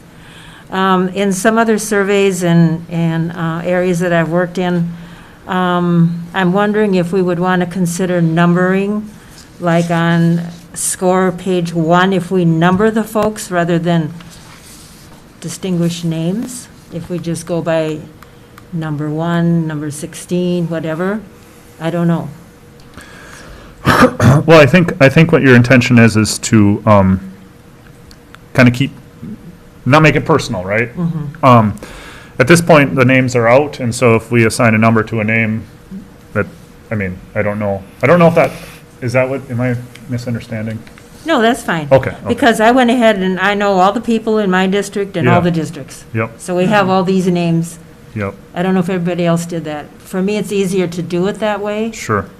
Because obviously in District 5, we're going to pick one, but there's several there. And that was That's a something. question. That was something I was wrestling with, and that's, I'm thinking that's probably what we need to do as well. Right. But it was something that I thought we might want to discuss about is, should we do just one from each district? So maybe that's the first question for us. I feel that it would be really important to have someone from each district because the housing needs are different in each district. We know countywide it's an issue, but the type of housing, the location of the housing, and kind of the view of, do you own a business? Are you an individual looking to help build? Are you in the construction business? There's lots of people with different experiences there, but I think that geographic differentiation is important because it is a different viewpoint. And it may be legally required, so. Correct. So there's that, too. Exactly, based on my Yeah. reading, that is my assumption. Yeah, there's that. So I just want to make sure we're on the same page about that. Are we on the same page about that? Yes. It seems that way. Commissioner Hawkins, you have? Yeah, no, I think it's important. Okay, yep. I'm wondering, though, Yep. we have some really good candidates. Mhm. I'm wondering if we want to expand to 7. There is pros and cons that we have one from each district and maybe 2 at large. I'm just excited we had some really good candidates apply. It's hard to pick one over another. There were some that I did not know. I had to Google them. Sorry, I looked to see what you were, who you were. So, and it's hard for me to decide off of a piece of paper, like Mary Sumner said. It was hard for me to get a sense of these people. I prefer to meet people in person. Yeah. So Yeah, I'm really struggling with this one of Yeah. one over the other. right. Well, that's a really good point about expanding to a 7-member board. I don't know what that entails, if we are already restricted by our, any past resolutions. I don't know, Administrator Yorkie, if you have any insight there, or, I would want to talk with the county attorney about that. yeah. And I don't know, I want to be open to that. I also don't want to stop to answer that. I would like to keep making progress with this formation, and so if we do decide to go that way, I think we can maybe note some, as you say, at-large candidates, but in the meanwhile, try to narrow it down to one from each district. And we can talk more about what expanding would involve, the pros and cons of that. I like that idea quite a lot myself, so. Administrator York? Yeah, I was just going to note that the statute also is very specific about designating 1 year, 2 year, 3 year terms, it's up to 5 years. And without consulting with the candidates that you may ultimately appoint, we're not going to know who's able or willing to serve for a specific number of years. And so there's going to need to be some kind of follow-up to nail that down. And those, my participation in the formation of the Parks and Trails Commission is that there is, to this day actually, there is some jockeying that happens with that. We need to shuffle things up if someone's term expired or, in my case, moved out of the district or whatever. And so there are ways to address that.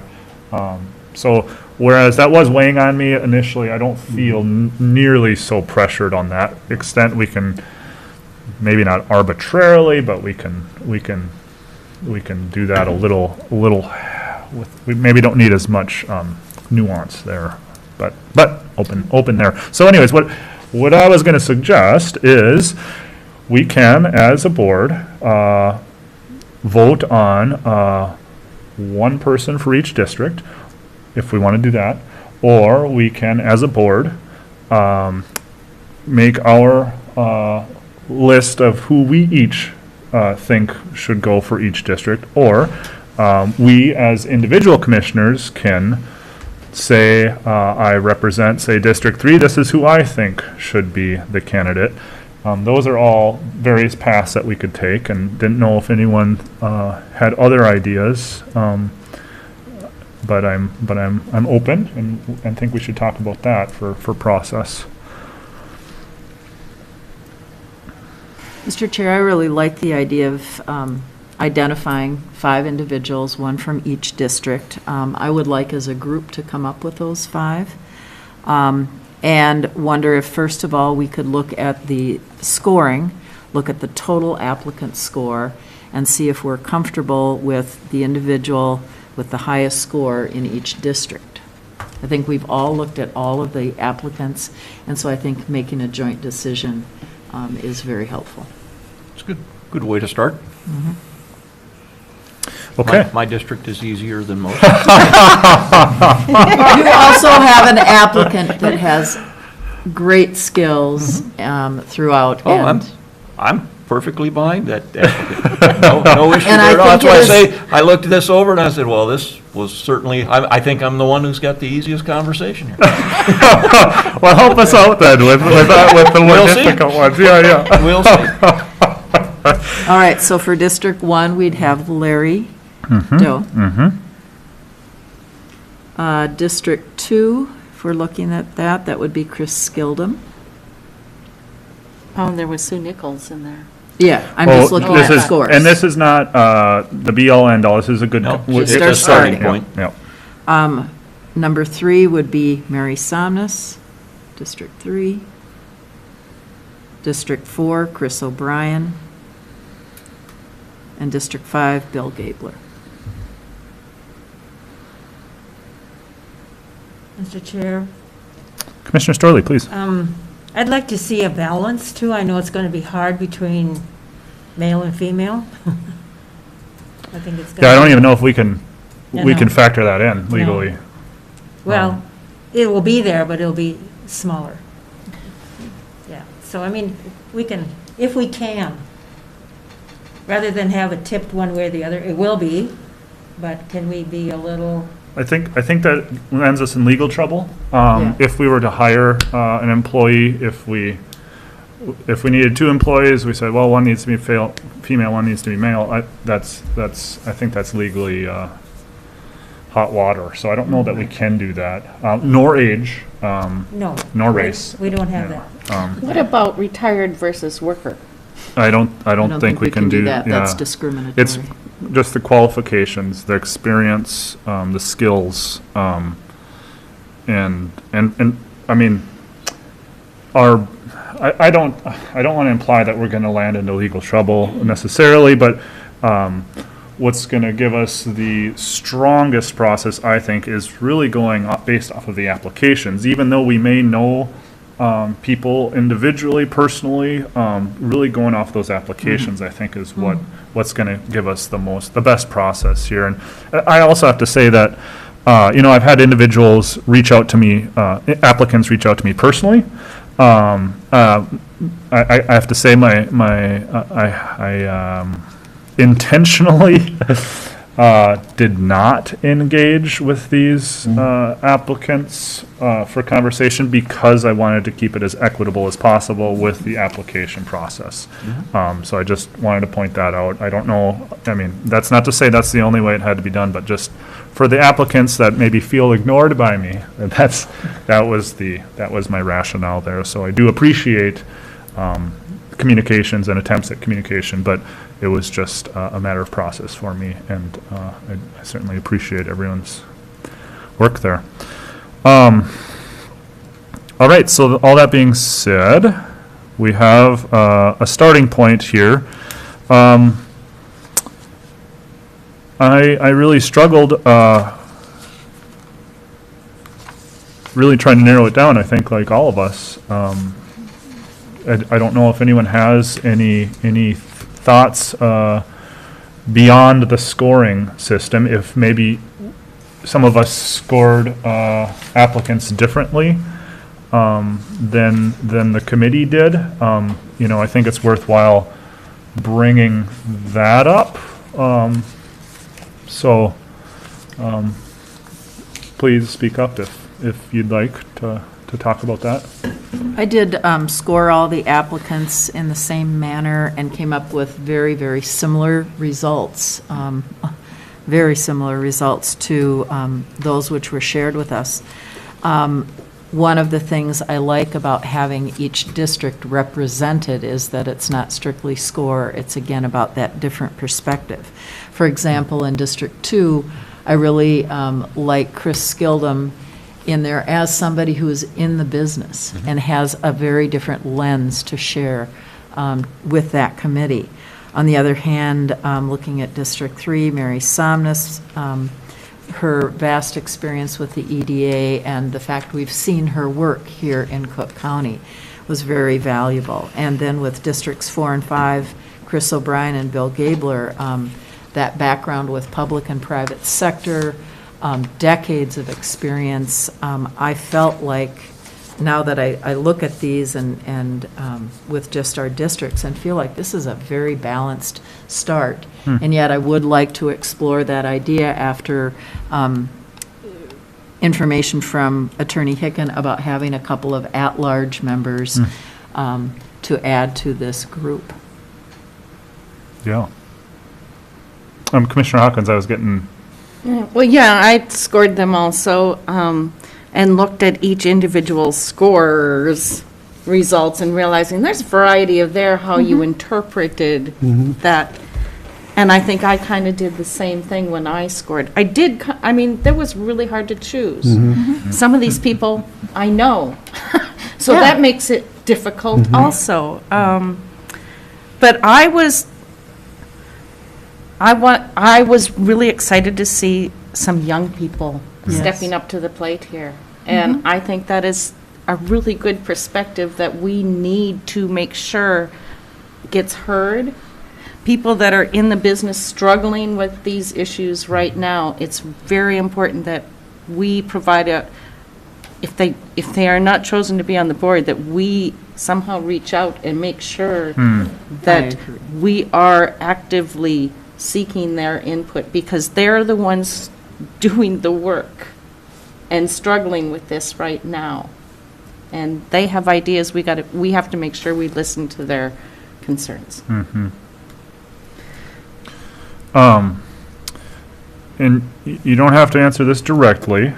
Did you have variations in your scoring from kind of the average or the summary or from our current list, or I guess as a question for all of us commissioners, even about this list, how the scores came out, knowing, I guess not all, but knowing almost all of the applicants. I am excited for this list as well. Us commissioners, do you want to talk more about any particular district or score variation? If you also scored, just trying to hone in here. I feel very comfortable with the list from the 5 districts. Okay. Okay. Yes. I mean, I do, I I do, yeah. No, I. There's I- a certain I- level of discomfort, right? Because we have to Yes. choose, right? Right, Yeah, yeah. that's- That's understandable. And Commissioner Swallow said you have easy with District 1, but for the rest of the. Yes. I know, Okay. but as you say, Yep. I looked through all of these, I looked at the height, once I got the information from Brady on the different districts, and I naturally gravitated to the same thing. Well, I have 2 different sets of information for now, what are the districts and what are the scores? And then I laid those down, and then I stepped back away from it for a while, came back and I reviewed their information that they provided us for those 5 that we had laid out. And then stepped back and said, is this a good start? And that was without knowing that, I had forgotten the piece, as you stated. I had reviewed it, but I had forgotten the piece that they're going to be rotating on these different bases, so that you have a changeover. So there's going to be continual opportunity for people to rotate in for those perspectives as well. But to get us started, get us off the ground and get us moving, when I looked at this group of people, did it appear to me that this was a group of people that could take this from where we're starting and actually create this and move it forward? And to me, I thought that they could. Now, are there better candidates? Some folks here know people better than what I do and know those skill sets, and I'm absolutely willing to listen to that. Yeah. But as an initial, coming Yep. from a cold, start to come up with a list, I naturally gravitated to the same process of basically laying them out. Yeah. So, Very good. Well, I think we have consensus here. But we're gonna have further conversations, both potentially about that rotation as well. And I think we should select those terms for now, but then also potentially about the at-large option. So I think those are both worthwhile conversations down the road. But it seems like we have consensus on this current list. And so, and this is an assumption, but it seems that way. And so now we can move on to just the term lengths following that assumption. And I saw 2 different ways we could do this arbitrarily or inversely on our score summary list, or I guess directly on that score summary list. So, are there other ways? Can we do it with the input of those 5? Well, not right now, Not right now. but we can, and so that's something I would like to set up right now, to kind of keep things moving, but then know that we may need to adjust or move things around as we have more at-large things. And just for reference, and my perspective is pretty limited, but for example, with the Parks and Trails Commission, when there is someone's expiration, or even the library board or whomever, it's a pretty, it's not a very exhaustive process to get reappointed to the list. Usually it's just, we're accepting applicants. Let's see if there's any other names or any more names, but otherwise the current member is either willing or not, and that sort of thing. So, for example, for the person that has the 1-year term, odds are pretty good they're willing to serve the next 5 after that 1-year term. So I don't see a whole lot of risk there. There could be some opportunity. correct. So, yeah, it seems like not too risky of a decision, Okay. is what I'm trying to say. Yep. Well, especially the first year, they're going to come in with some pretty general ideas about how this is going to go. Some of them have a great background into guiding all of that, and then after the first year, it will flow, and maybe that person will stay on, new people will come in. So I think the first year is really critical Yeah, for laying all the groundwork with the director. yes, good point, good point. Okay, well, so yeah, I saw it as an inverse, a direct, or a random. Are there any other ways that people are seeing?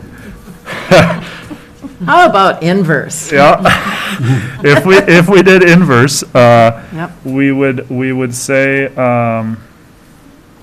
so that we would say, Bill Gabler would have a 5-year, is that correct? And then Mary would have a 4-year. Chris O'Brien would have a 3-year. And Larry Doe would have a 2-year, and Chris Skildum would have a 1-year. Okay.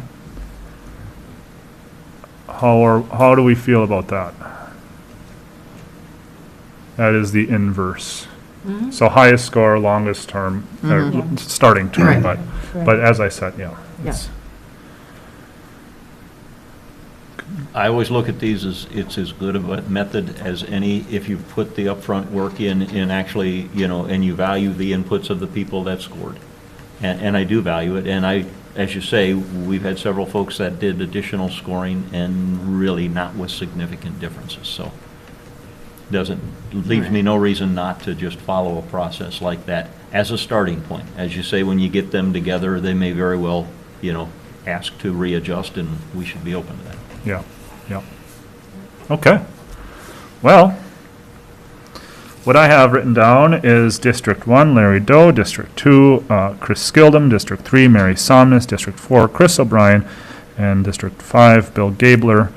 And we have Chris Skildum for a 1-year term, Larry Doe is a 2-year term, Chris O'Brien is a 3-year term, Mary Somnus is a 4-year term, and Bill Gabler is a 5-year term. And just so it's out in the public, I think we know this, and I think it's been stated that they are all 5-year terms, but just to get this going, it's why it's the 1 through 5, and so then it'll be a rotating basis that we have some continuity in our board there. So, well, that's pretty easy, I guess. Better than I thought. Could have been Did we really. want to look at anything at large right now? Or do we need to wait on that to see if that's going to be needed? Let's. That seems a lot harder to me. I think we should wait and see if Yeah. we can have a couple of at You know, large. or I mean, I'm assuming we can. It's just what needs to happen and how would that work and Right. what are the pros and cons. So, yeah, okay. I think we're. I think we yeah, should Yeah, we can wait. wait Is that on okay that. with you, Commissioner Starley, if we wait on that? Okay. Okay, well then I'll entertain a motion to approve our roster here with the initial term lengths. Mr. Chairman, I will make that motion. Thank you, Commissioner Swalson. We have a motion. Is there support? Sullivan supports. Thank you, Commissioner Sullivan. Any further discussion? I just again want to thank everybody for stepping up and applying. It's overwhelming is not quite the right word, but it was just very encouraging and very exciting to get such wonderful applicants. Yes, it is. And I want to thank too just the scoring team for their work. And thank you, board, for going through this process too. Could have been painful. All right. Well, I'll call it then. All in favor? Aye. Aye. Opposed? Same sign. And motion passes unanimously. Thank you very much. Have a board. Yay. Item 9, employee concerns, commissioner concern. Administrator. Oh, I'm sorry. Oh, administrator, sorry about that. My apologies, Administrator Yorkie.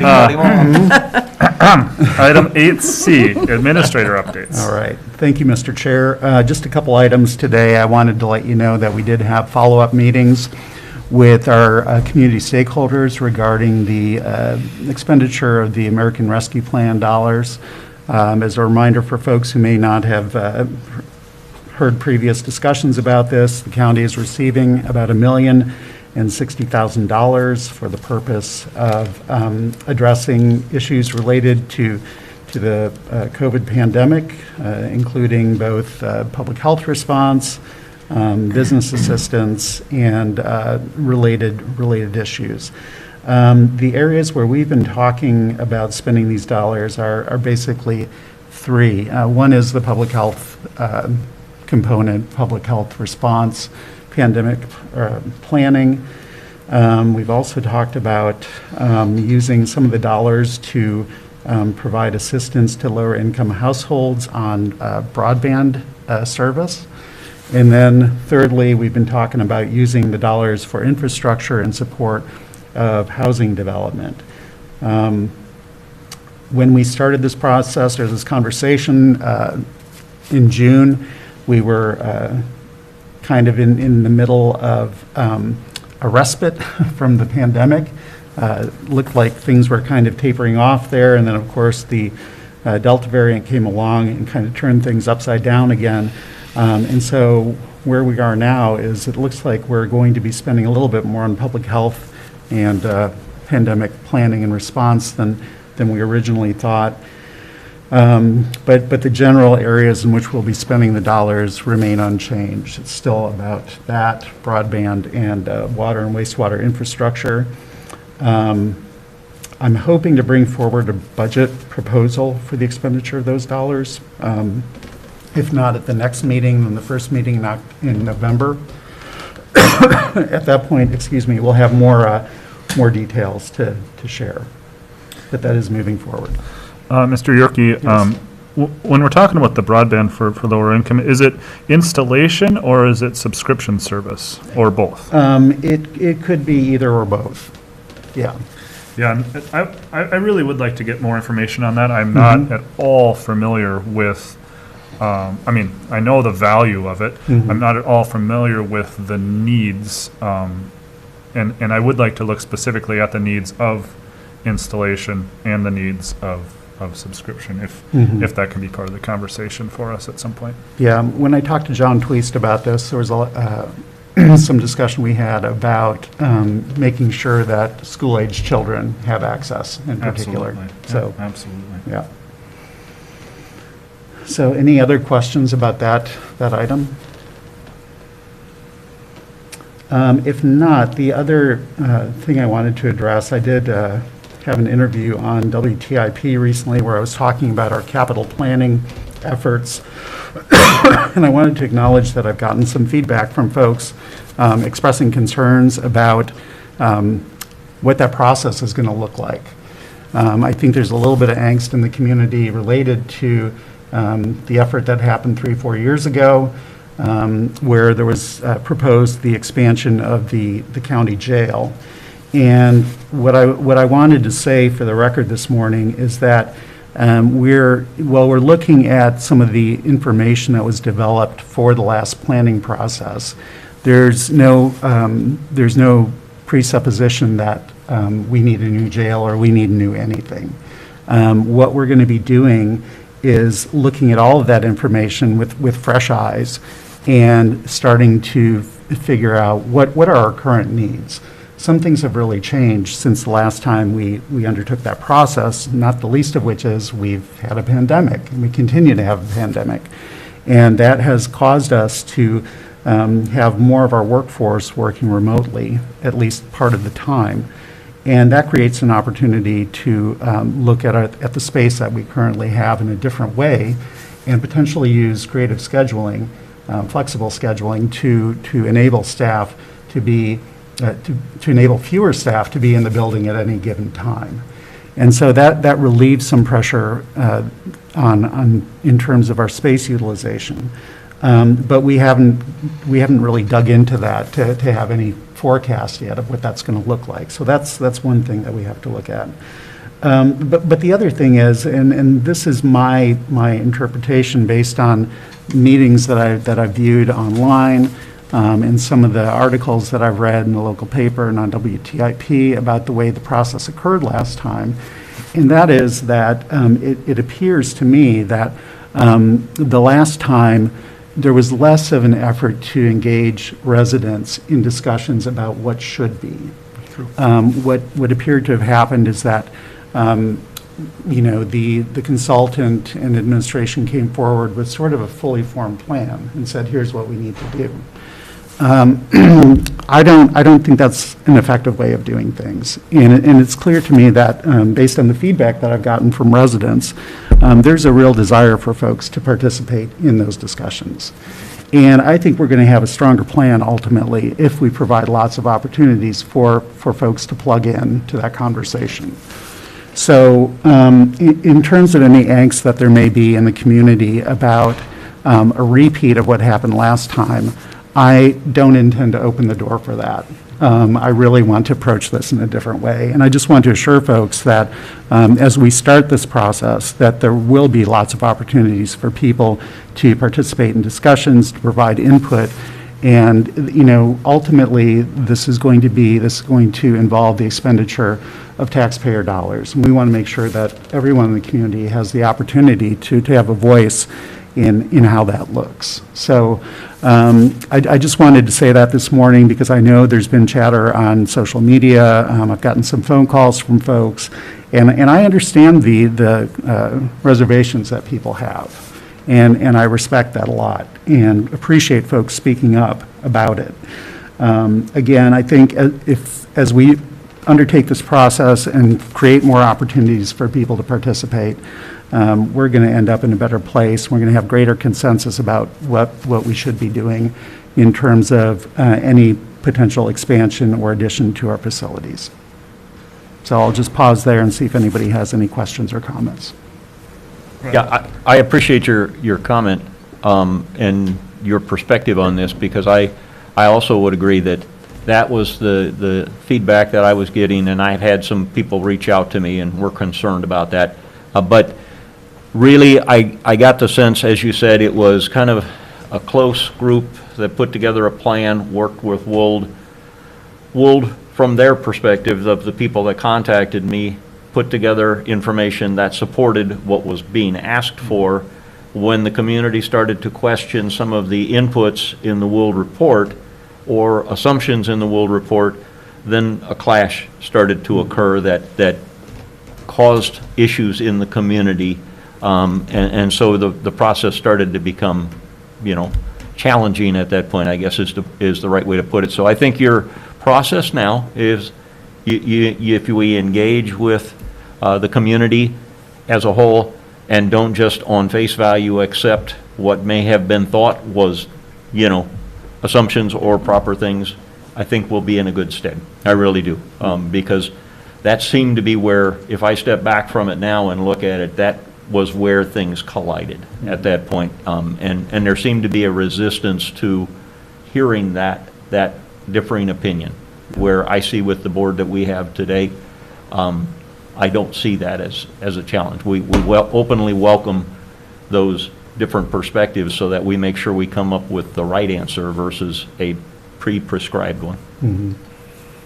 Yeah, and I appreciate that as well. And some of the terms I'm hearing more is discussion and conversation, and I think there was a lot of that lacking. Yeah. There was a lot of questions that maybe could be addressed, and a lot of assumptions that were made that could be talked more about, and really, diving into those, I think, as you say, will make a much better, stronger process and product at the end. Yep. So, always better if we get everybody on the same page. Yeah, and it's hard too, because not everyone is. Not everyone saw everything that, and there's many different perspectives. So, Commissioner Starley, please. Thank you.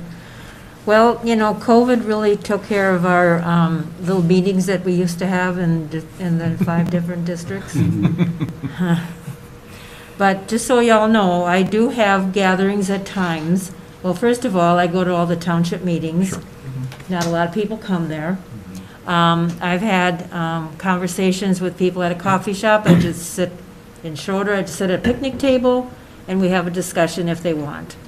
Same in Lutson, not so much in Toffee, because I can't find a spot there other than the park.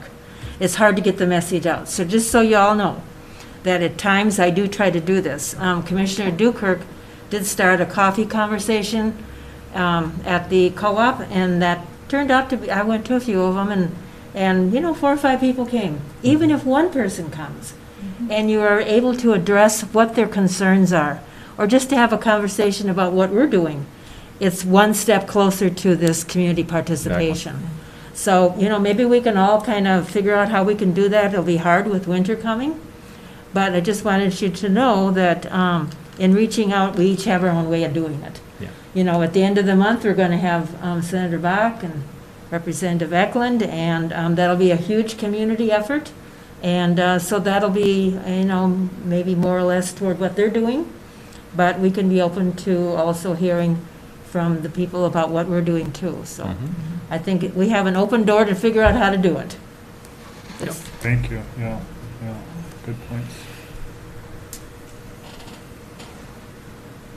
Any other comments or questions for Mr. Yorkie? All right. Was that the end of your update, sir? That was the up. All right. Sorry.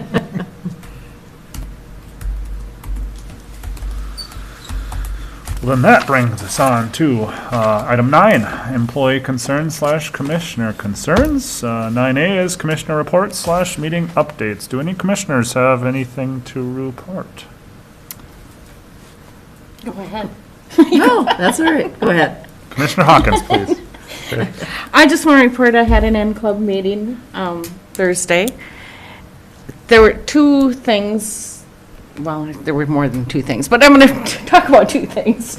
First one is you all got the email about the legislative priority list, and if you noticed, the PILT study was on there. I encourage all of us to vote for that one.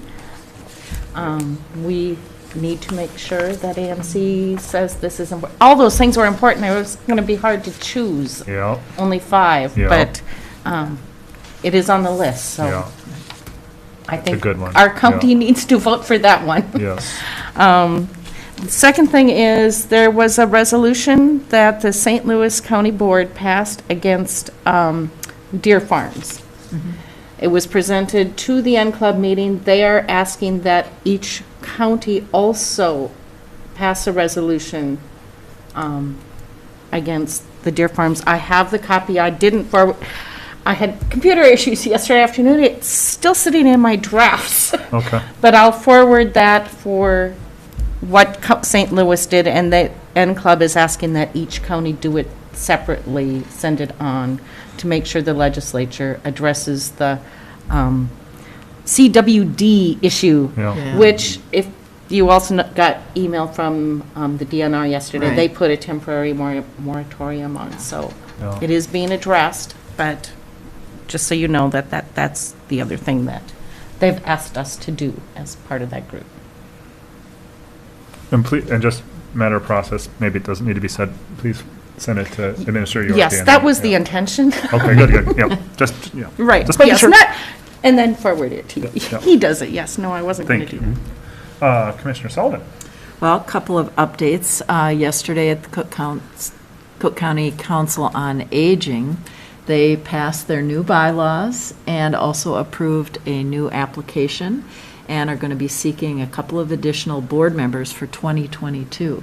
So they're very excited to be enlarging their group and looking forward to new ideas to expand the population that they serve. So very good news.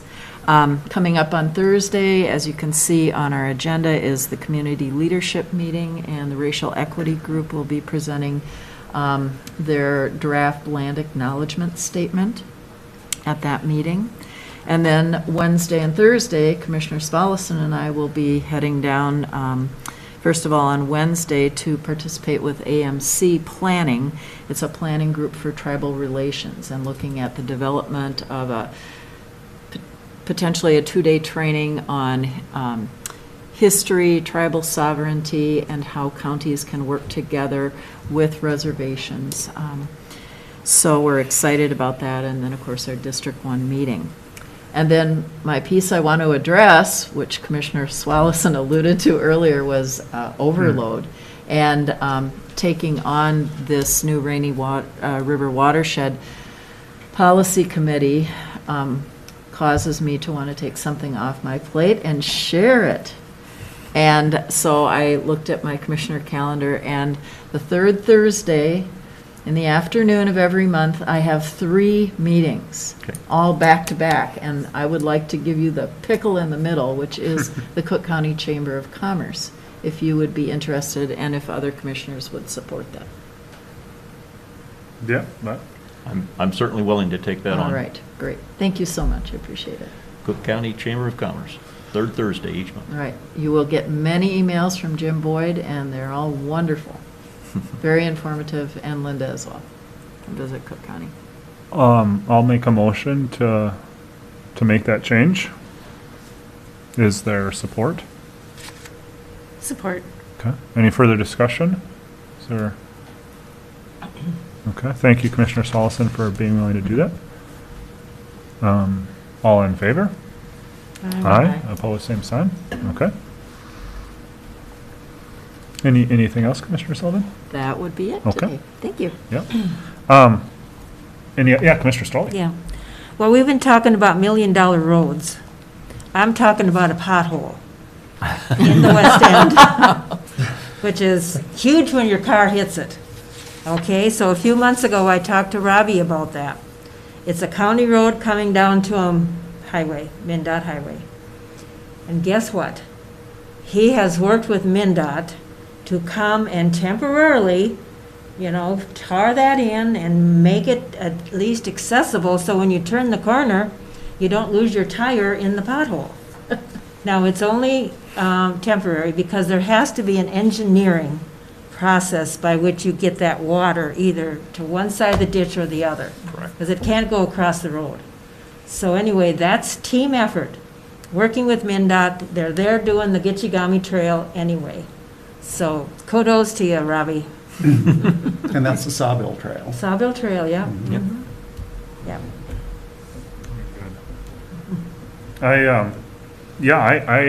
So a couple things, just to note, I had an opportunity to bike the Gitchigami Trail from town here to Cut Face for the first time, and it was wonderful.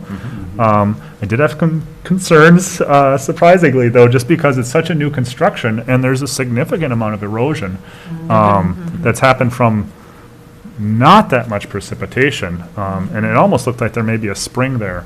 And so I'm curious. I mean, and I'm contrasting this with some of the work that's been done on County Road 45. We approved the purchase of the equipment to spray the seed, and that works just phenomenally. Everything is growing up on that bank already, and it had been before we started getting this recent rain.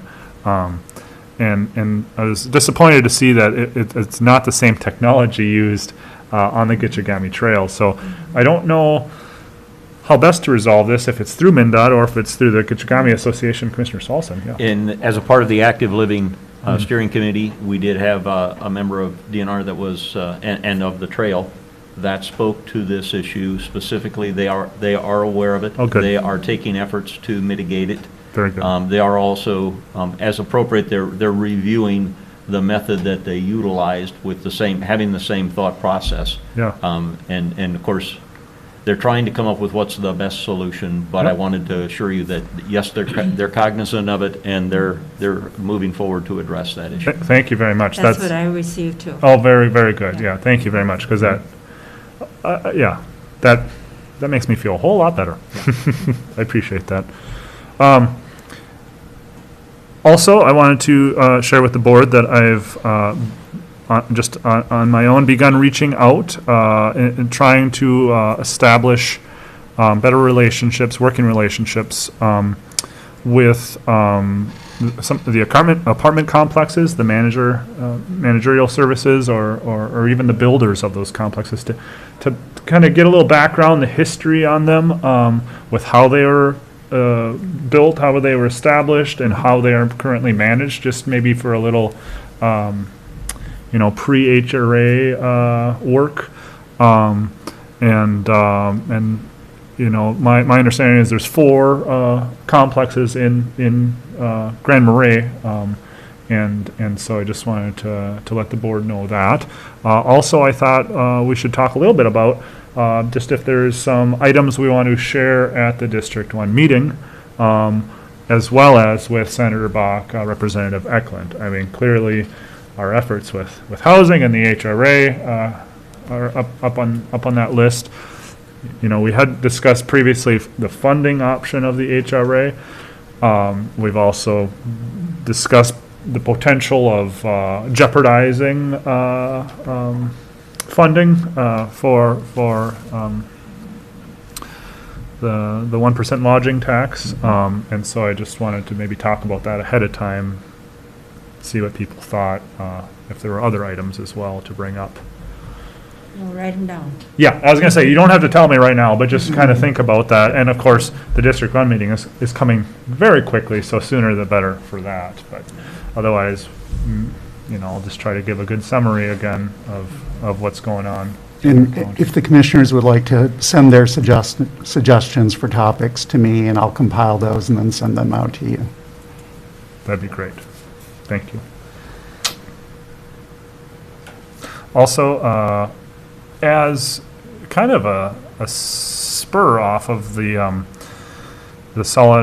regional solid waste management plan update, there's been some renewed interest, or maybe it's always been there, in a potential composting system for eastern Lake County, potentially western Cook County, that I was invited to participate in. Just a little discussion there. And that was very informative, kind of exciting. Someone from the MPCA was there, just talking about the requirements and limitations, and it sounds as if Grand Portage has received a grant to have, I don't remember the term, but it's basically a contained system. Okay. And they're not cheap, and you also need someone trained to operate them. But that's pretty exciting. It's kind of a pilot project that kind of in these more rural areas could be a real good option. One of the things I learned in the solid waste management plan update is that 30% of the volume of waste generally is compostable. Mm-hmm. And so landfill is filling up. I believe it's 5 to 10 years or something like that. So that's pretty quick. And that is, I guess, substantially cheaper landfill than other options currently. And so part of the solid waste management plan update is trying to identify if there is a need for a new landfill. And there's all kinds of hoops for that and all kinds of costs. And so if we can extend the life of the current one, that benefits us. Then also, if we can just, reduce the waste that we're shipping out, it's going to benefit us as well. So it's just kind of interesting to hear about some of those options and potential opportunities. And I don't know how much I'm going to be following up with that, but it's an area that I have interest in personally as well. So I'll be poking around a little bit and just trying to gather more information. So that's maybe all I have. Oh, no, there was one more thing. Our benefits, as commissioners, we also are eligible for benefits through the county, and I'm on the benefits committee and am the Open enrollment. Thank you. Open enrollment assistant. I've been trained on going through that process. So if any of you want assistance with that, please reach out and we can go through that together. There'll be some changes, but nothing, as far as the process and filling that out, it won't be all that different from last year. So I think that was the last thing I got. Yeah. All right. Otherwise, meetings to note, as stated, we have the District 1 meeting, and then the Community Leadership Committee. Community stakeholder meetings, as previously mentioned, and then Truth and Taxation, December 7th, 6 p.m. Correspondence, both MCIT and then EDA. And then moving on to item 11 is recognition of staff, October anniversaries. Pat Strand in Veteran Services, 33 years. Holy moly. Mm-hmm. Thank you for your service. Congratulations. Agne Smith, PHHS, 5 years. Bob Thompson, Assessor, 5 years. Ellis Walsh, PHHS, 5 years. Heidi Atkins, PHHS, 5 years. Mike Running, Sheriff, 4 years. And Mr. James Yorkie, Administrator, 1 year. Today. In fact. Today. Wow. Congratulations, Your thank you. Yeah. We are lucky to have you. We're lucky to have all of our staff, so thank you very much for your service, staff.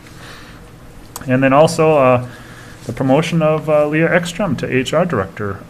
Thank you very much for applying, stepping up, and congratulations there. Very excited for that promotion. Thank you, Leah. That moves us on to item 12. Unless there's anything else somebody has, I'll move to adjourn. Is there support? Support. Thank you. There you go. We are adjourned.